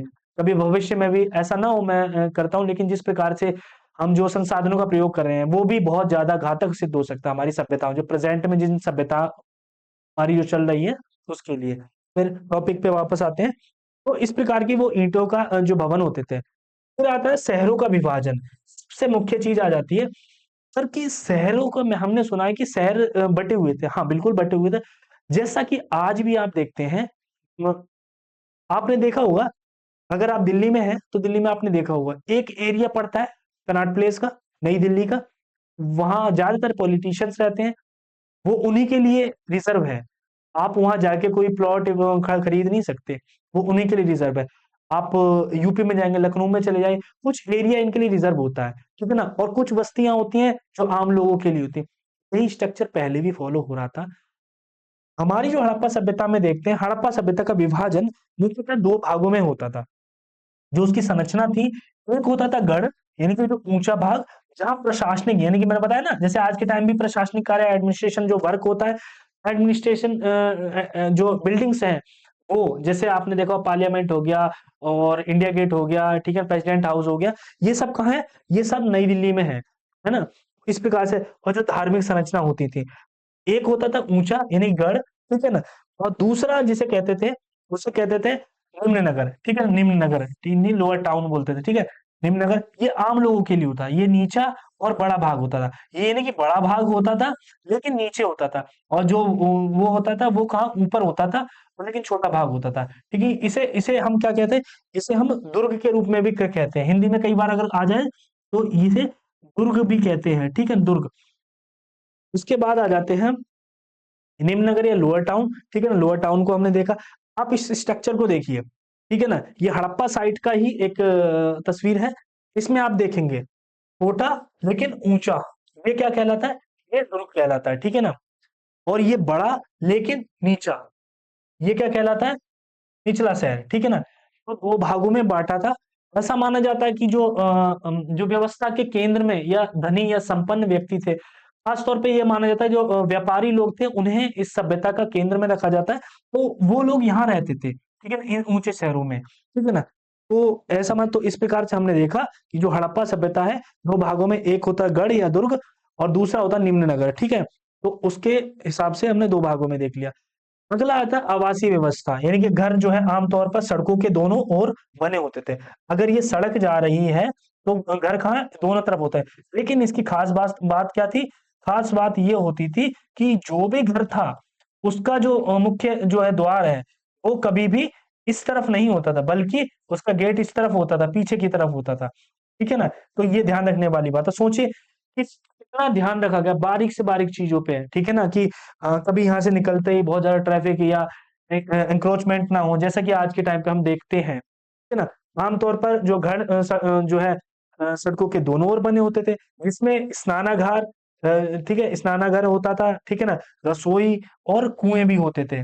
जैसे कि मैंने पीछे कुएं भी दिखाए थे, तो कुछ घरों में होता है, कुछ पब्लिक प्लेस में भी होते थे, ठीक है। इसके बाद जो है घर जो है बंद दरवाजों पे, सड़क पर ना खुलकर, जैसा मैंने अभी बताया, ना खुलकर गलियों में खुलते थे। इनके पीछे जो गलियां होती थी उसमें खुलते थे, ठीक है, जिससे गोपनीयता बनी रहती थी, ठीक है ना, कि कौन कहाँ रह रहा है, क्या नहीं रह रहा है, तो गोपनीयता बनी रहती थी। कोई ज्यादा किसी के चलता राही ताक झाक ना कर सके, वो चीज ना रहे, ठीक है। इसके बाद अगर हम देखें तो सार्वजनिक संरचनाएं, ठीक है ना, पब्लिक स्ट्रक्चर्स भी थे कुछ, जैसे मोहनजोदड़ो में क्या मिलता है, विशाल स्नानागार, ठीक है ना, विशाल स्नानागार मिलता है, ग्रेट बाथ भी कहते हैं, ठीक है ना, अन्नागार भी मिलता है, ठीक है। और ठीक है ना, उसके बाद जैसे सार्वजनिक भवन, तो एक तो ये आ गया विशाल स्नानागार, और उसके बाद अन्नागार। तो ये बहुत जो पब्लिक स्ट्रक्चर थे और बहुत फेमस भी रहते। स्नानागार को अगर आप देखेंगे तो कुछ इस प्रकार का दिखाई देता है, ठीक है ना। ये देखिए, ये विशाल स्नानागार है, जिसे उस समय का स्विमिंग पूल भी कह सकते हैं, या आज की भाषा में इसे स्विमिंग पूल भी कह सकते हैं, ठीक है ना। अब ये नहीं पता कि इसका प्रयोग किस लिए होता है। हालांकि कई सारे मत ये कहते हैं कि इसका प्रयोग धार्मिक, जैसे आज के समय में हम गंगा स्नान करते हैं ना, उसी प्रकार से धार्मिक उत्सवों पर ये खोला जाता होगा और लोग आके यहाँ स्नान करते होंगे, क्योंकि ऐसा एक स्ट्रक्चर मोहनजोदड़ो में पाया गया है, ठीक है ना। तो ऐसा माना जाता है। आप देख सकते हैं, ठीक है ना, यहाँ से जो है लोग उतरते थे, उसके बाद यहाँ से जल निकासी का ड्रेनेज सिस्टम, ये देखिए, यहाँ से बाहर निकल जाता था, ठीक है। तो इस प्रकार की व्यवस्था थी। ये देखिए, ये एआई जनरेटेड इमेज है। इस प्रकार से हुआ करता था, लोग आते थे, लोग अपने पवित्र स्थल के रूप में इसका प्रयोग करते थे। अब स्वच्छता और व्यवस्था देखें तो हड़प्पा सभ्यता में जो है नगर की स्वच्छता और सुव्यवस्था के लिए प्रसिद्ध थे। घरों में स्नानागार और पक्की जल निकासी की व्यवस्था थी। जैसा कि हमने देखा, आर्थिक जीवन आ जाता है, अब आ जाता है, ये तो हमने देखा, इसकी नगर नियोजन व्यवस्था कैसी थी, बहुत अपने आप में बहुत विशेष थी। नो डाउट, आप लोगों ने जैसा कि समझा भी है, आज के टाइम पे भी ऐसी सभ्यताएं, या आज के टाइम में ग्रामीण परिवेश में अगर हम देखते हैं, तो भी इस प्रकार की पद्धति या इस प्रकार की व्यवस्थित जो व्यवस्था नहीं देखने को मिलती है, ठीक। इवन शहरों में भी इस प्रकार की व्यवस्था कम ही देखने को मिलती है। दूसरी हम जो विशेषता आती है, यानी कि अभी तक हमने जो देखा था वो देखा आर्थिक नियोजन। अब जो दूसरा हमारा टॉपिक, इसी के में अगले और बढ़ते हैं, यानी कि हड़प्पा सभ्यता की जो आर्थिक जीवन था वो किस प्रकार से था, ठीक है ना। हम ये दिखता कि ये इतनी विकसित व्यवस्था थी, लेकिन इसके विकास का आधार क्या था, कौन सी चीजें थी जिससे इन्हें सरप्लस मिला, यानी कि इनका जो धन में वृद्धि हुई। देखो, कोई भी व्यवस्था कब होती, बिना आर्थिक विकास के कोई व्यवस्था उन्नति नहीं कर सकती, आप सभी जानते हैं। आप चाहेंगे, आप भी चाहते हैं कि मेरी बड़ी सा बिल्डिंग हो, बड़ा सा ये करूं, लेकिन जब तक उसके बेस में एक फाइनेंशियल स्टेबिलिटी नहीं हो, सरप्लस ना हो, तक आप कोई चीज, कोई आर्थिक विकास की ओर नहीं अग्रसर हो सकते। तो जरूरी होता था, हड़प्पा सब क्वेश्चन ये आ जाता है कि हड़प्पा सभ्यता में कि जो आर्थिक जो बुनियाद इतनी मजबूत थी, तो वो किस कारण से थी, कौन से ऐसे पैमाने थे जिससे हड़प्पा सभ्यता की जो आर्थिक जो बुनियाद थी वो बहुत मजबूत थी, या जो जो वित्तीय रूप से इतने सक्षम हुए वो कैसे हुए, क्या चीज थी उन्हें, तो उन्हें विकास की ओर अग्रसर कर रही थी। तो सबसे बड़ी चीज आती है कृषि, यानी कि गेहूं, जौ, चना और तिल, मटर, सरसों जैसे ऐसे कुछ साक्ष्य पाए जाते हैं, जिनके आधार पे ये पता चलता है कि लोग इस प्रकार की फसलों का प्रयोग करते थे, ठीक है ना, उगाते थे। इसके लिए कुछ तो वो अपने खाने के लिए, और जो रिजर्व, जैसे कि अन्नागार की स्थिति ये दर्शाती है कि सभ्यता के लोग जरूर रिजर्व करके रखते होंगे, और जब उससे एक्स्ट्रा होगा तो उसका व्यापार करते होंगे, उसे निर्यात करते होंगे। हमें हड़प्पा सभ्यता में ऐसे साक्ष्य मिले हैं कि मेसोपोटामिया के साथ व्यापार, कुछ मोहरें मेसोपोटामिया की हड़प्पा में मिली हैं, और कुछ हड़प्पाई मोहरें मेसोपोटामिया में मिली हैं, जो इस बात की ओर इशारा करते हैं कि इन दोनों का व्यापार होता था, ठीक है। तो और तो हमने देखा कि इस प्रकार की फसलें तो रिजर्व होता था, उन्हें निर्यात करते थे। कपास की खेती, आपसे क्वेश्चन पूछ लेगा, विश्व में सबसे पहले जो कपास का जो उत्पादन है, किस सभ्यता ने शुरू किया या कहाँ से उसके साक्ष्य मिलते हैं? वो हमारी भारतीय उपमहाद्वीप की हड़प्पा सभ्यता ही थी, ठीक है। हड़प्पा सभ्यता ही थी। ये देखिए कुछ साक्ष्य मिलते हैं हमें, ठीक है ना, मिनट के, वेट के, ठीक है ना, ये हड़प्पा सभ्यता से मिलते हैं, जिसके आधार पे हमें इनकी जो कौन-कौन सी फसलों का उत्पादन करते थे उसके बारे में जानकारी मिलती है। और ये है हमारी कपास, ठीक है ना? यानी कि हमें जो कपास की जानकारी सबसे पहले हड़प्पा सभ्यता में मिलती है, या प्राचीनतम सभ्यताओं में सबसे पहले हड़प्पा सभ्यता में ही कपास का उत्पादन शुरू किया गया, हमारी सभ्यता ने, ठीक है ना? इसके बाद हम इसके जो पशुपालन जीवन था, वो भी प्रसन्न था, वो संपन्न था। जैसे गाय, भैंस, भेड़, बकरी, कुत्ता और बैल वगैरह का भी प्रयोग होता है। जैसे कुबड़ वाले बैल की भी फोटो आपने देखी होगी। तो उन इस प्रकार के पशुपालन में भी ये संपन्न थे। उसके बाद ये देखिए, आप देख सकते हैं, ये एक खिलौने की एक हड़प्पा में जो आए जो खिलौने हैं, उनसे पता चलता है कि बैलगाड़ियों का प्रयोग किया जाता था, ठीक है? व्यापार के लिए, आवागमन के लिए, ठीक है। उसके बाद शिल्प उद्योग कैसा था? हमने देखा कि एग्रीकल्चर बहुत संपन्न था, पशुपालन जीवन भी बहुत संपन्न था। उसके बाद जो शिल्प उद्योग हम देखते हैं, तो इनमें क्या-क्या था? तो शिल्प उद्योग में जो क्या होता है, कोई व्यवस्था कब बनती है? एक तो कृषि एक्टिविटी, यानी कि जो एग्रीकल्चर एक्टिविटी है, वो बढ़ती है। फिर उससे जो रिज़र्व बनता है, मतलब जो उससे धन संपन्न जो धन अर्जित होता है, उसे हम क्या करते हैं, उसे जो रिज़र्व धन होता है, उसे हम लगाते हैं किसमें? हस्तशिल्प गतिविधियों में, पशुपालन में लगाते हैं, ठीक है ना? अब फिर हस्तशिल्प जो गतिविधियाँ होती हैं, उससे धीरे-धीरे हमारे पास पैसा होता है, तो फिर व्यापार करने लगते हैं। इस प्रकार से धन के स्रोत में बढ़ोतरी होने लगती है। अब ये शिल्प, और तो इस प्रकार से हमने कृषि देखा, कृषि से विकसित हुआ पशुपालन, पशुपालन से विकसित हुआ शिल्प और उद्योग। इनके पास जो पैसा था, वो रिज़र्व होने लगा, सरप्लस था, और इसकी वजह से ये मिट्टी के बर्तन, मतलब भांड जिसे कहते हैं, मनकों का निर्माण, ठीक है ना? सूती वस्त्रों का निर्माण, जैसे कि हमने बताया कि कपास का उत्पादन होता था, तो सूती वस्त्रों का निर्माण भी इस सभ्यता में होने लगा। धातु शिल्प, तांबा, कांसा और कांस्य, क्योंकि इसी सभ्यता में सबसे पहले तांबे का प्रयोग हुआ, और उसके बाद कांस्य का निर्माण हुआ, और इस प्रकार से इसी कारण से हड़प्पा सभ्यता को भी एक कांस्य युगीन सभ्यता भी कहा जाता है। सबसे पहले तांबे का प्रयोग किसमें? हड़प्पा सभ्यता में ही शुरुआत हुआ, ठीक है। आप देख सकते हैं कि किस प्रकार से उस समय का जो शिल्प और व्यापार की एक छवि होती थी, ऐसी रही होगी, ठीक है? तो देखते हैं किस प्रकार से जो है उत्पादन होता था, किस प्रकार से व्यापार होता था, ठीक है?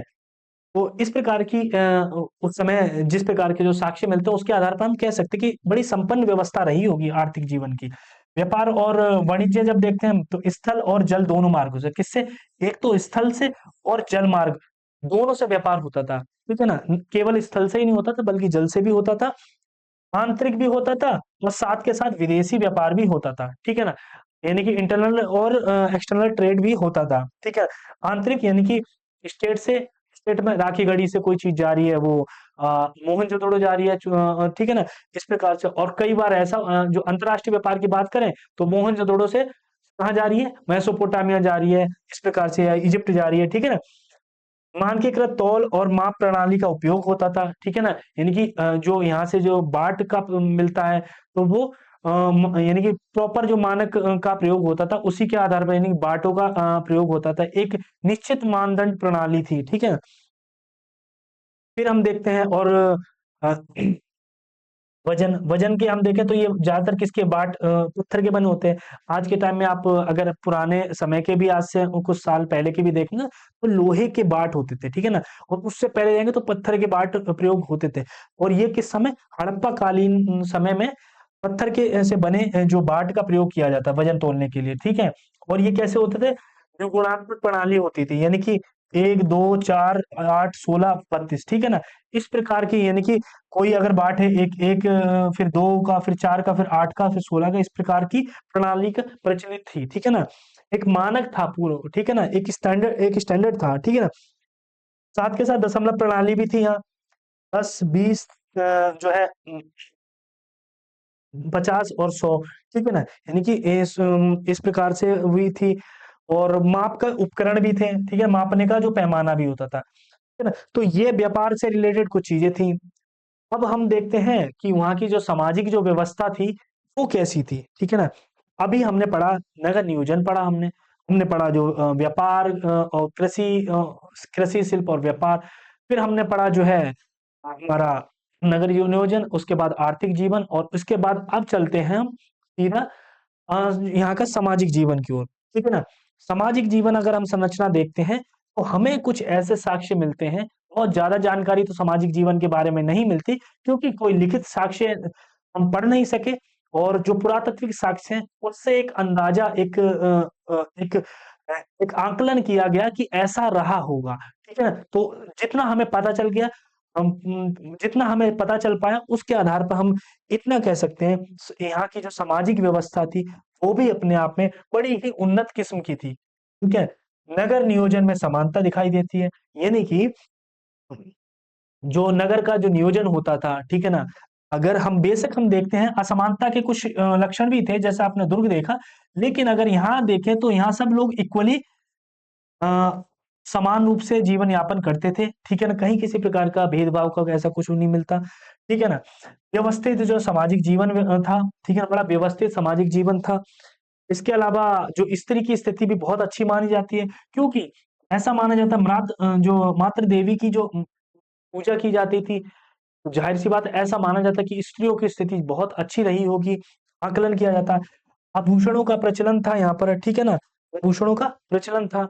जो सामान्य वस्त्र थे, लोग क्या करते थे, पुरुष जो है धोती या चादर पहनते थे, और महिलाएं जो थी साड़ी जैसे वस्त्रों का यूज करते थे, ठीक है ना। इसके अलावा देख सकते हैं ये मातृ देवी की जो है मूर्ति है, ठीक है ना। और ये जो पुरुषों एक जो है, ऐसा माना जाता है पुरुष साधु है, उनकी एक जो है मूर्ति है, ठीक है ना। इसके अलावा जो है इसमें ध्यान रखने वाली बात है, कुछ असमानता के तत्व जैसे कि दुर्ग और निचले शहर में तो है ही, लेकिन हर सभ्यता में कुछ असमानता के तत्व दिखाई देते हैं।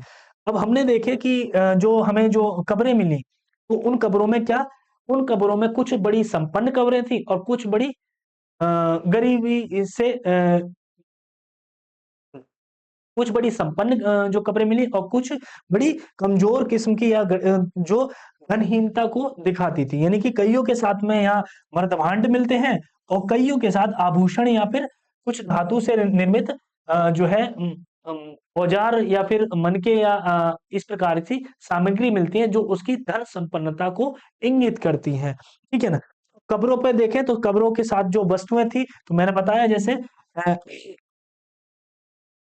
दफनाने की परंपरा को भी एक बार देख लेते हैं। एकल कब्र दफन प्रणाली थी, सामूहिक दफन प्रणाली थी, यानी कि यहाँ पर अकेला भी दफनाने की प्रणाली थी। सामूहिक यानी कि सभी को एक साथ दफनाने का भी वो रिवाज था। सभी को कैसे, जैसे एकल दफन प्रणाली, यानी कि एक अगर कब्र है, इसमें एक व्यक्ति को वो रखा जाता था। तो कई बार यहाँ एक से ज्यादा यानी कि 2 व्यक्ति को भी दफनाया जाता था। और सामूहिक दफन प्रणाली में ये भी होता था कि जितने भी हैं तो इनका एक स्थान पर्टिकुलर डिसाइड कर दिया जाता था। जैसे कि आज भी हम जितने कब्रिस्तान वगैरह देखते हैं वो, ठीक है।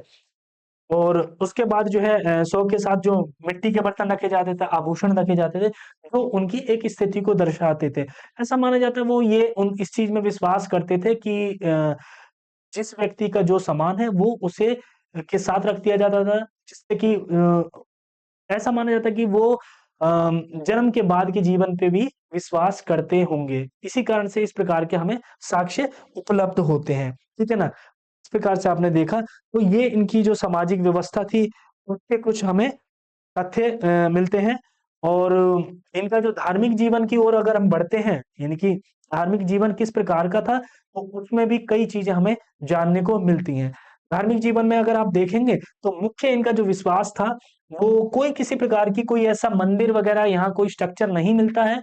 यहाँ जो ज़्यादातर ये प्राकृतिक पूजा करते थे। इन्हें जितनी भी संरचनाएँ मिली हैं, वो प्राकृतिक पूजा की ओर इशारा करती हैं। ठीक है? जैसे मातृ देवी की जो पूजा होती थी, बहुत सारी छोटी-छोटी मूर्तियाँ होती थी। ऐसा माना जाता है कि इन मूर्तियाँ जैसे आज के समय में हमारे मंदिरों में भगवान की जो मूर्तियाँ होती हैं, अगर आज के कई साल बाद खुदाई होती है और सभ्यता नष्ट हो जाती है, ऐसा माना जाएगा कि अगर माता की मूर्तियाँ मिलती है, तो इसका मतलब यहाँ मात्र सत्तात्मक व्यवस्था रही होगी, यानी कि स्त्रियों की स्थिति अच्छी रही होगी। तो इस प्रकार से ऐसा माना जाता था माता देवी की पूजा होती थी। पशुपतिनाथ जो शिव की पूजा, अब क्या होता है तो आज के समय में हम पशुपतिनाथ यानी भगवान शिव को देखते हैं, उनके इर्द-गिर्द जो है बहुत सारे जो है जानवर वगैरह को दिखाया जाता है। इसी प्रकार की हड़प्पा सभ्यता में भी एक जो पशुपतिनाथ की एक मुहर मिलती है, जिसमें वो जिन्हें उन्हें योगी के रूप में दर्शाया गया है और साथ के साथ उनके इर्द-गिर्द कई जो है जानवरों को दिखाया गया है। मैं इसे दिखाने की कोशिश करूँगा। वृक्ष और प्रकृति पूजा, तो ऐसे कुछ अ अ, मूर्तियाँ या मोहरें मिली हैं जिसमें वृक्ष पूजा के भी जो वो मिलते हैं, ठीक है ना?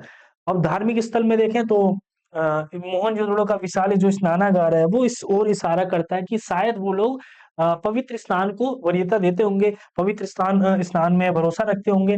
कालीबंगा की अग्नि वेदियाँ भी इस चीज़ को दर्शाती हैं कि शायद उनका प्रयोग धार्मिक उद्देश्य से किया जाता होगा। और लोथल और अन्य स्थानों से जो पूजा से संबंधित संरचनाएँ मिली हैं, यहाँ से भी कुछ अग्नि वेदियाँ मिली हैं।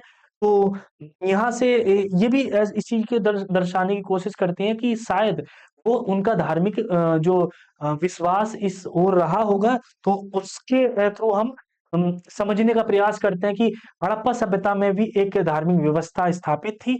हालाँकि वो अब से और जो वैदिक सभ्यता थी उससे अलग थी, लेकिन वो प्राकृतिक पूजक थे, तो उसके रूप में हमें कई सारे ऐसे साक्ष्य मिलते हैं। अब इसमें प्रमुख मूर्तियों के बारे में कई बार पूछ लेता है, तो दाढ़ी वाला जो पुरुष है, जो हमने स्लाइड में देखा था, वो दाढ़ी वाला जो पुरुष है, यानी कि ये जो व्यक्ति है, गाड़ी वाला जो पुरुष है, कई दफ़ा इनसे क्वेश्चन भी पूछ लेता है, तो ये भी एक धार्मिक जीवन की ओर एक इशारा करता है। हालाँकि कुछ लोग कहते हैं कि एक व्यापारी का या वहाँ जो उसका मुखिया या कोई राजा है, उसकी प्रतिमा होगी, लेकिन कुछ लोग ये भी मानते हैं कि किसी ये साधु की एक प्रतिमा है और जो ध्यान की अवस्था में है या योग की अवस्था में है, ठीक है? तो ये चीज़ इसे इनके दो धार्मिक जीवन की ओर एक झलक देती है, ठीक है? उसके बाद हम देखते हैं कि नृत्य करती बालिका भी यानी कि एक नर्तकी की भी मूर्ति आप देखेंगे अगर आप सर्च करेंगे तो आपको एक नर्तकी की मूर्ति दिखाई देती है, ठीक है? नृत्य करती तो वो भी धार्मिक जीवन की ओर ही इशारा करती है कि उनका धार्मिक जीवन कैसा रहा होगा। अब सांस्कृतिक जीवन पे अगर हम प्रकाश डालें, तो इनका जो सांस्कृतिक जीवन वो भी काफ़ी संपन्न दिखाई दे यथार्थवादी शैली का प्रयोग करते थे। बहुत ज़्यादा अंधविश्वास की तरफ नहीं था, थे कुछ अंधविश्वास लेकिन यथार्थवादी जीवन का वो करते थे। मन के हो गए और जो मन के हो गए, आभूषण हो गए, इस प्रकार का प्रचलन था। व्यवस्था में स्त्रियाँ जो है उसे जो पहनती थी, पुरुष भी उन्हें जो है पहनना पसंद करते थे। ठीक है ना? सूक्ष्म कलात्मकता थी, उनके अंदर मृदभांड हो गए, उनका निर्माण हो गया या छोटी-छोटी बारीकी चीज़ें आभूषण में हो गए, जिस प्रकार की कला का जो प्रयोग किया, वो भी अपने आप में उस समय काल में अद्वितीय था। ठीक है ना? धातु और पत्थर इन्होंने धातु, पत्थर और मिट्टी का प्रयोग किया, ठीक है ना? धातु यानी कि जैसा कि मैंने बताया काँसे का प्रयोग इस काल में होने लग गया, तांबे का होने लग गया, तो कुछ कई कई हमारे पास ऐसे साक्ष्य मिलते हैं, जिनका निर्माण धातुओं से हुआ है, ठीक है? उसके अलावा हम कुछ और विशेषताएँ देखेंगे, चौकोर आकृति, पशु चित्र, ठीक है ना? इसमें ये मिलता है बैल, हाथी आदि, ठीक है ना? चित्रलिपि, हड़प्पाई लिपि, ठीक है ना? इसके बारे में हम ये क्या है? ये मोहरों की सॉरी, ये मोहरों की बात चल रही है ठीक है ना? अब आ जाती है कुछ ठीक है, अब आ जाती है सील्स यानी कि मोहरें, ठीक है ना? अब हड़प्पा सभ्यता में कई सारी मोहरें पाई गई हैं, ठीक है ना? अब ये मोहरों का प्रयोग किया ज़्यादातर तो इनका व्यापार में प्रयोग किया जाता था, ठीक है ना? ऐसा माना जाता है इनका प्रयोग जैसे आज के समय में हम सिक्कों का प्रयोग करते हैं, उसी समय ऐसा मानता है इन मोहरों का प्रयोग व्यापारिक उद्देश्य के लिए किया जाता होगा। इनकी आकृति में देखें तो हम ये क्या है चौकोर आकृति होती है, ठीक है ना? इनकी आकृति कैसी, चौकोर होती थी, ज्यादातर कैसी, चौकोर आकृति की होती थी। तो इन पे क्या होता है, इन पे पशु चित्र होते थे, एक एक श्रृंगी बैल हो गया, हाथी हो गए, इस प्रकार के अलग अलग पशु होते थे। एक तरफ पशु की तस्वीर होती थी, दूसरी तरफ जो है हड़प्पाई जो लिपि होती थी वो लिखी होती थी, ठीक है ना। और जो ये लिपि होती थी वो कैसी हो, चित्रलिपि होती थी।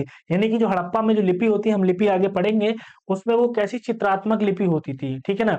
ऐसा नहीं होता था जैसे आज के टाइम पे हम या हिंदी लिखते हैं या अंग्रेजी लिखते हैं, इस प्रकार से नहीं, वो चित्रात्मक लिपि थी। जैसा कि कुछ इस प्रकार से जो है मछलियां और इस प्रकार से कुछ साक्ष्य मिलते हैं, ठीक है ना। ये चित्रात्मक लिपि होती थी, ठीक है ना, ये मोहरों में, ठीक है।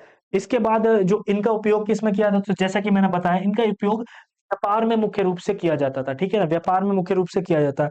और पहचान चिन्ह के रूप में भी इसका प्रयोग किया जाता था, यानी कि इनके एक पहचान चिन्ह के रूप में भी इसका प्रयोग किया जाता था।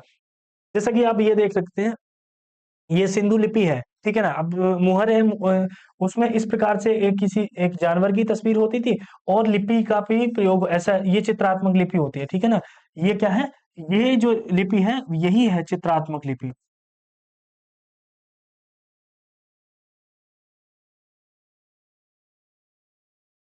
ठीक है, एक प्रकार से जो चित्र बने हुए हैं इसी को लिपि को चित्रात्मक लिपि कहते हैं।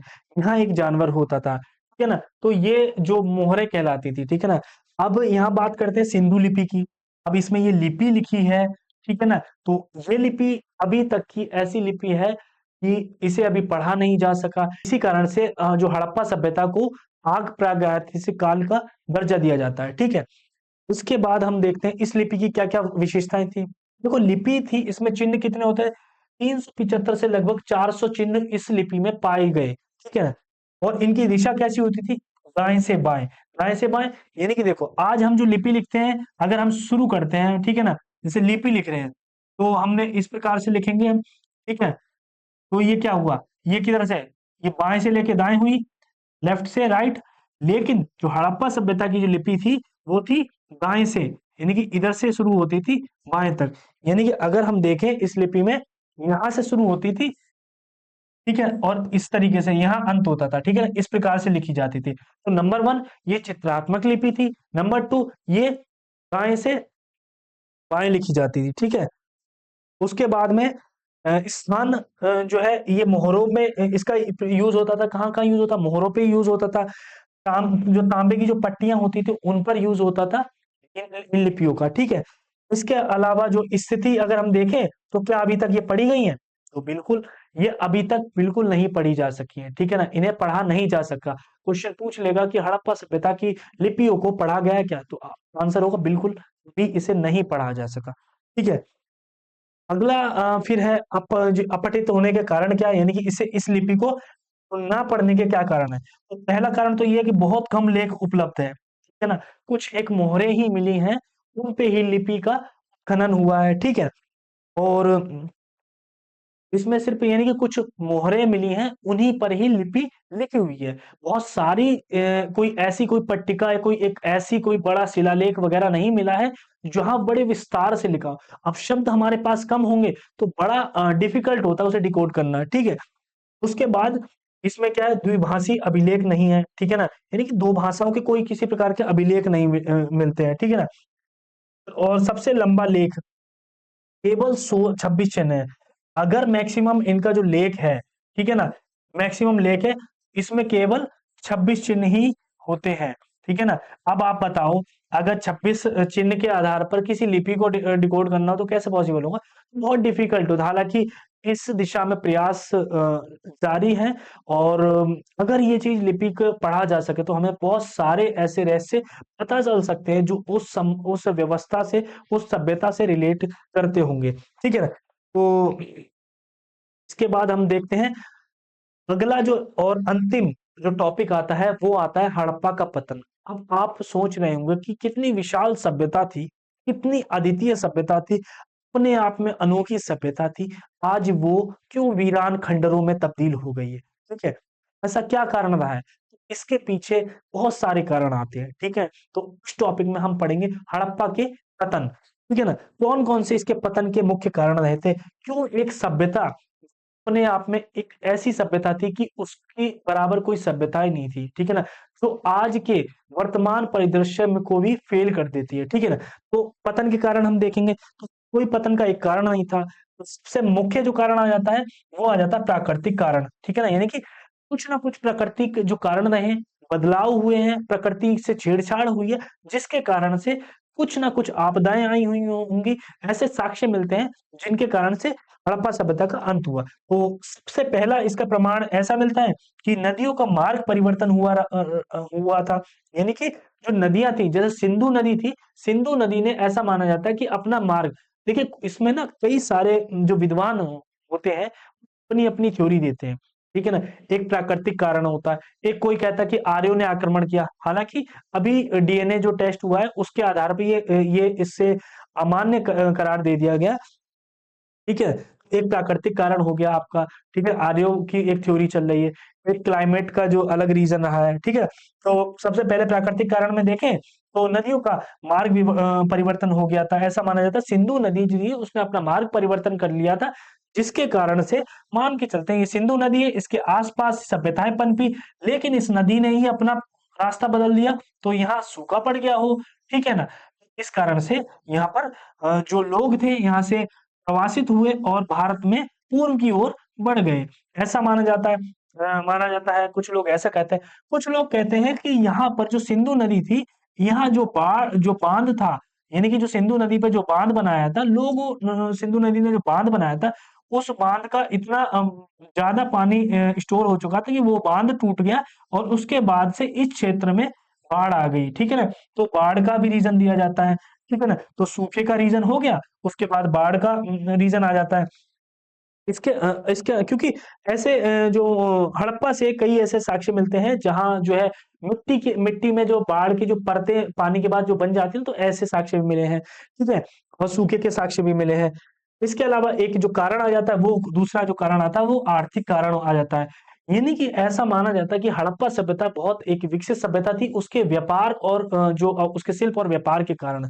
अब उसका जब व्यापार पतन होने लगा यानी कि उसका व्यापार का जैसे-जैसे पतन हुआ कृषि उत्पादन में जैसी-जैसी कमी हुई, क्योंकि उसका मुख्य जो शुरुआत थी, वो किससे एग्रीकल्चर से हुई। एग्रीकल्चर से शिल्प उत्पादन बढ़ने लग गया। शिल्प उत्पादन से क्या हुआ व्यापार बढ़ने लग गया। व्यापार से क्यों क्या हुआ ये सभ्यता एक बहुत बेहतरीन सभ्यता के रूप में विकसित हुई। अब मान के चलो इस पिलर को कैंसल कर दो जो खेती कमी हो गई। खेती कमी हुई तो हमारे पास में इतना संसाधन या पैसा नहीं होगा कि हम शिल्पों में इन्वेस्ट कर सकें। ये नहीं होगा तो हमारा व्यापार कमज़ोर होगा और धीरे-धीरे ये जो व्यवस्था है पतन की ओर बढ़ने लगेगी। तो ये चीज़ ऐसा माना जाता है उस समय। अब ये आर्थिक कारण हो गया। अब तीसरा जो कारण आता है सामाजिक कारण। ऐसा माना जाता है कि नगरों का परित्याग किया गया। यानी कि लोगों ने क्या करा कि नगरों का जो परित्याग किया, लोग यहाँ से प्रवासित हुए, ठीक है ना? जैसे हमने देखा था कि इंडिया में लोग जो है प्रवास कर रहे थे, ठीक है? ठीक है? इंडिया में लोग प्रवास करने लग रहे थे। ऐसा लगता है कि लोगों ने सोचा कि जो गंगा नदी और जो सतलज नदी और जो इधर घग्गर-हाकरा नदी है, तो इनके आस-पास में अगर हम प्रवास करते हैं, यहाँ बेटर अपॉर्च्युनिटी है, यानी कि बेहतर अवसर हैं, यहाँ की भूमि अधिक उर्वरक है। तो इस कारण से लोगों ने प्रवास किया यानी कि तो नगर थे, उनका परित्याग किया, ठीक है? फिर क्या हुआ जनसंख्या में कमी आने लग गई और जनसंख्या में कमी आने के बाद ये जो हड़प्पा सभ्यता थी विकसित अब लोग नहीं रहेंगे तो वहाँ से विकास कहाँ से होगा, ठीक है ना? ऐसा भी एक कारण माना जाता है, ठीक है ना? उसके बाद जो आर्थिक कारण जैसा हमने देखा व्यापार का पतन कृषि उत्पादन में कमी तो हो ही गई थी, ठीक है? उसके बाद जो है अब जो पतन का जो नवीनतम दृष्टिकोण है, ये तो कई विद्वान जो थे उन्होंने अपने दृष्टिकोण से अपने-अपने विचार दिए, ठीक है ना? एक नवीनतम दृष्टिकोण आता है जो डीएनए जो अध्ययन 2019 में जो स्थल राखीगढ़ी में हुआ, ठीक है ना?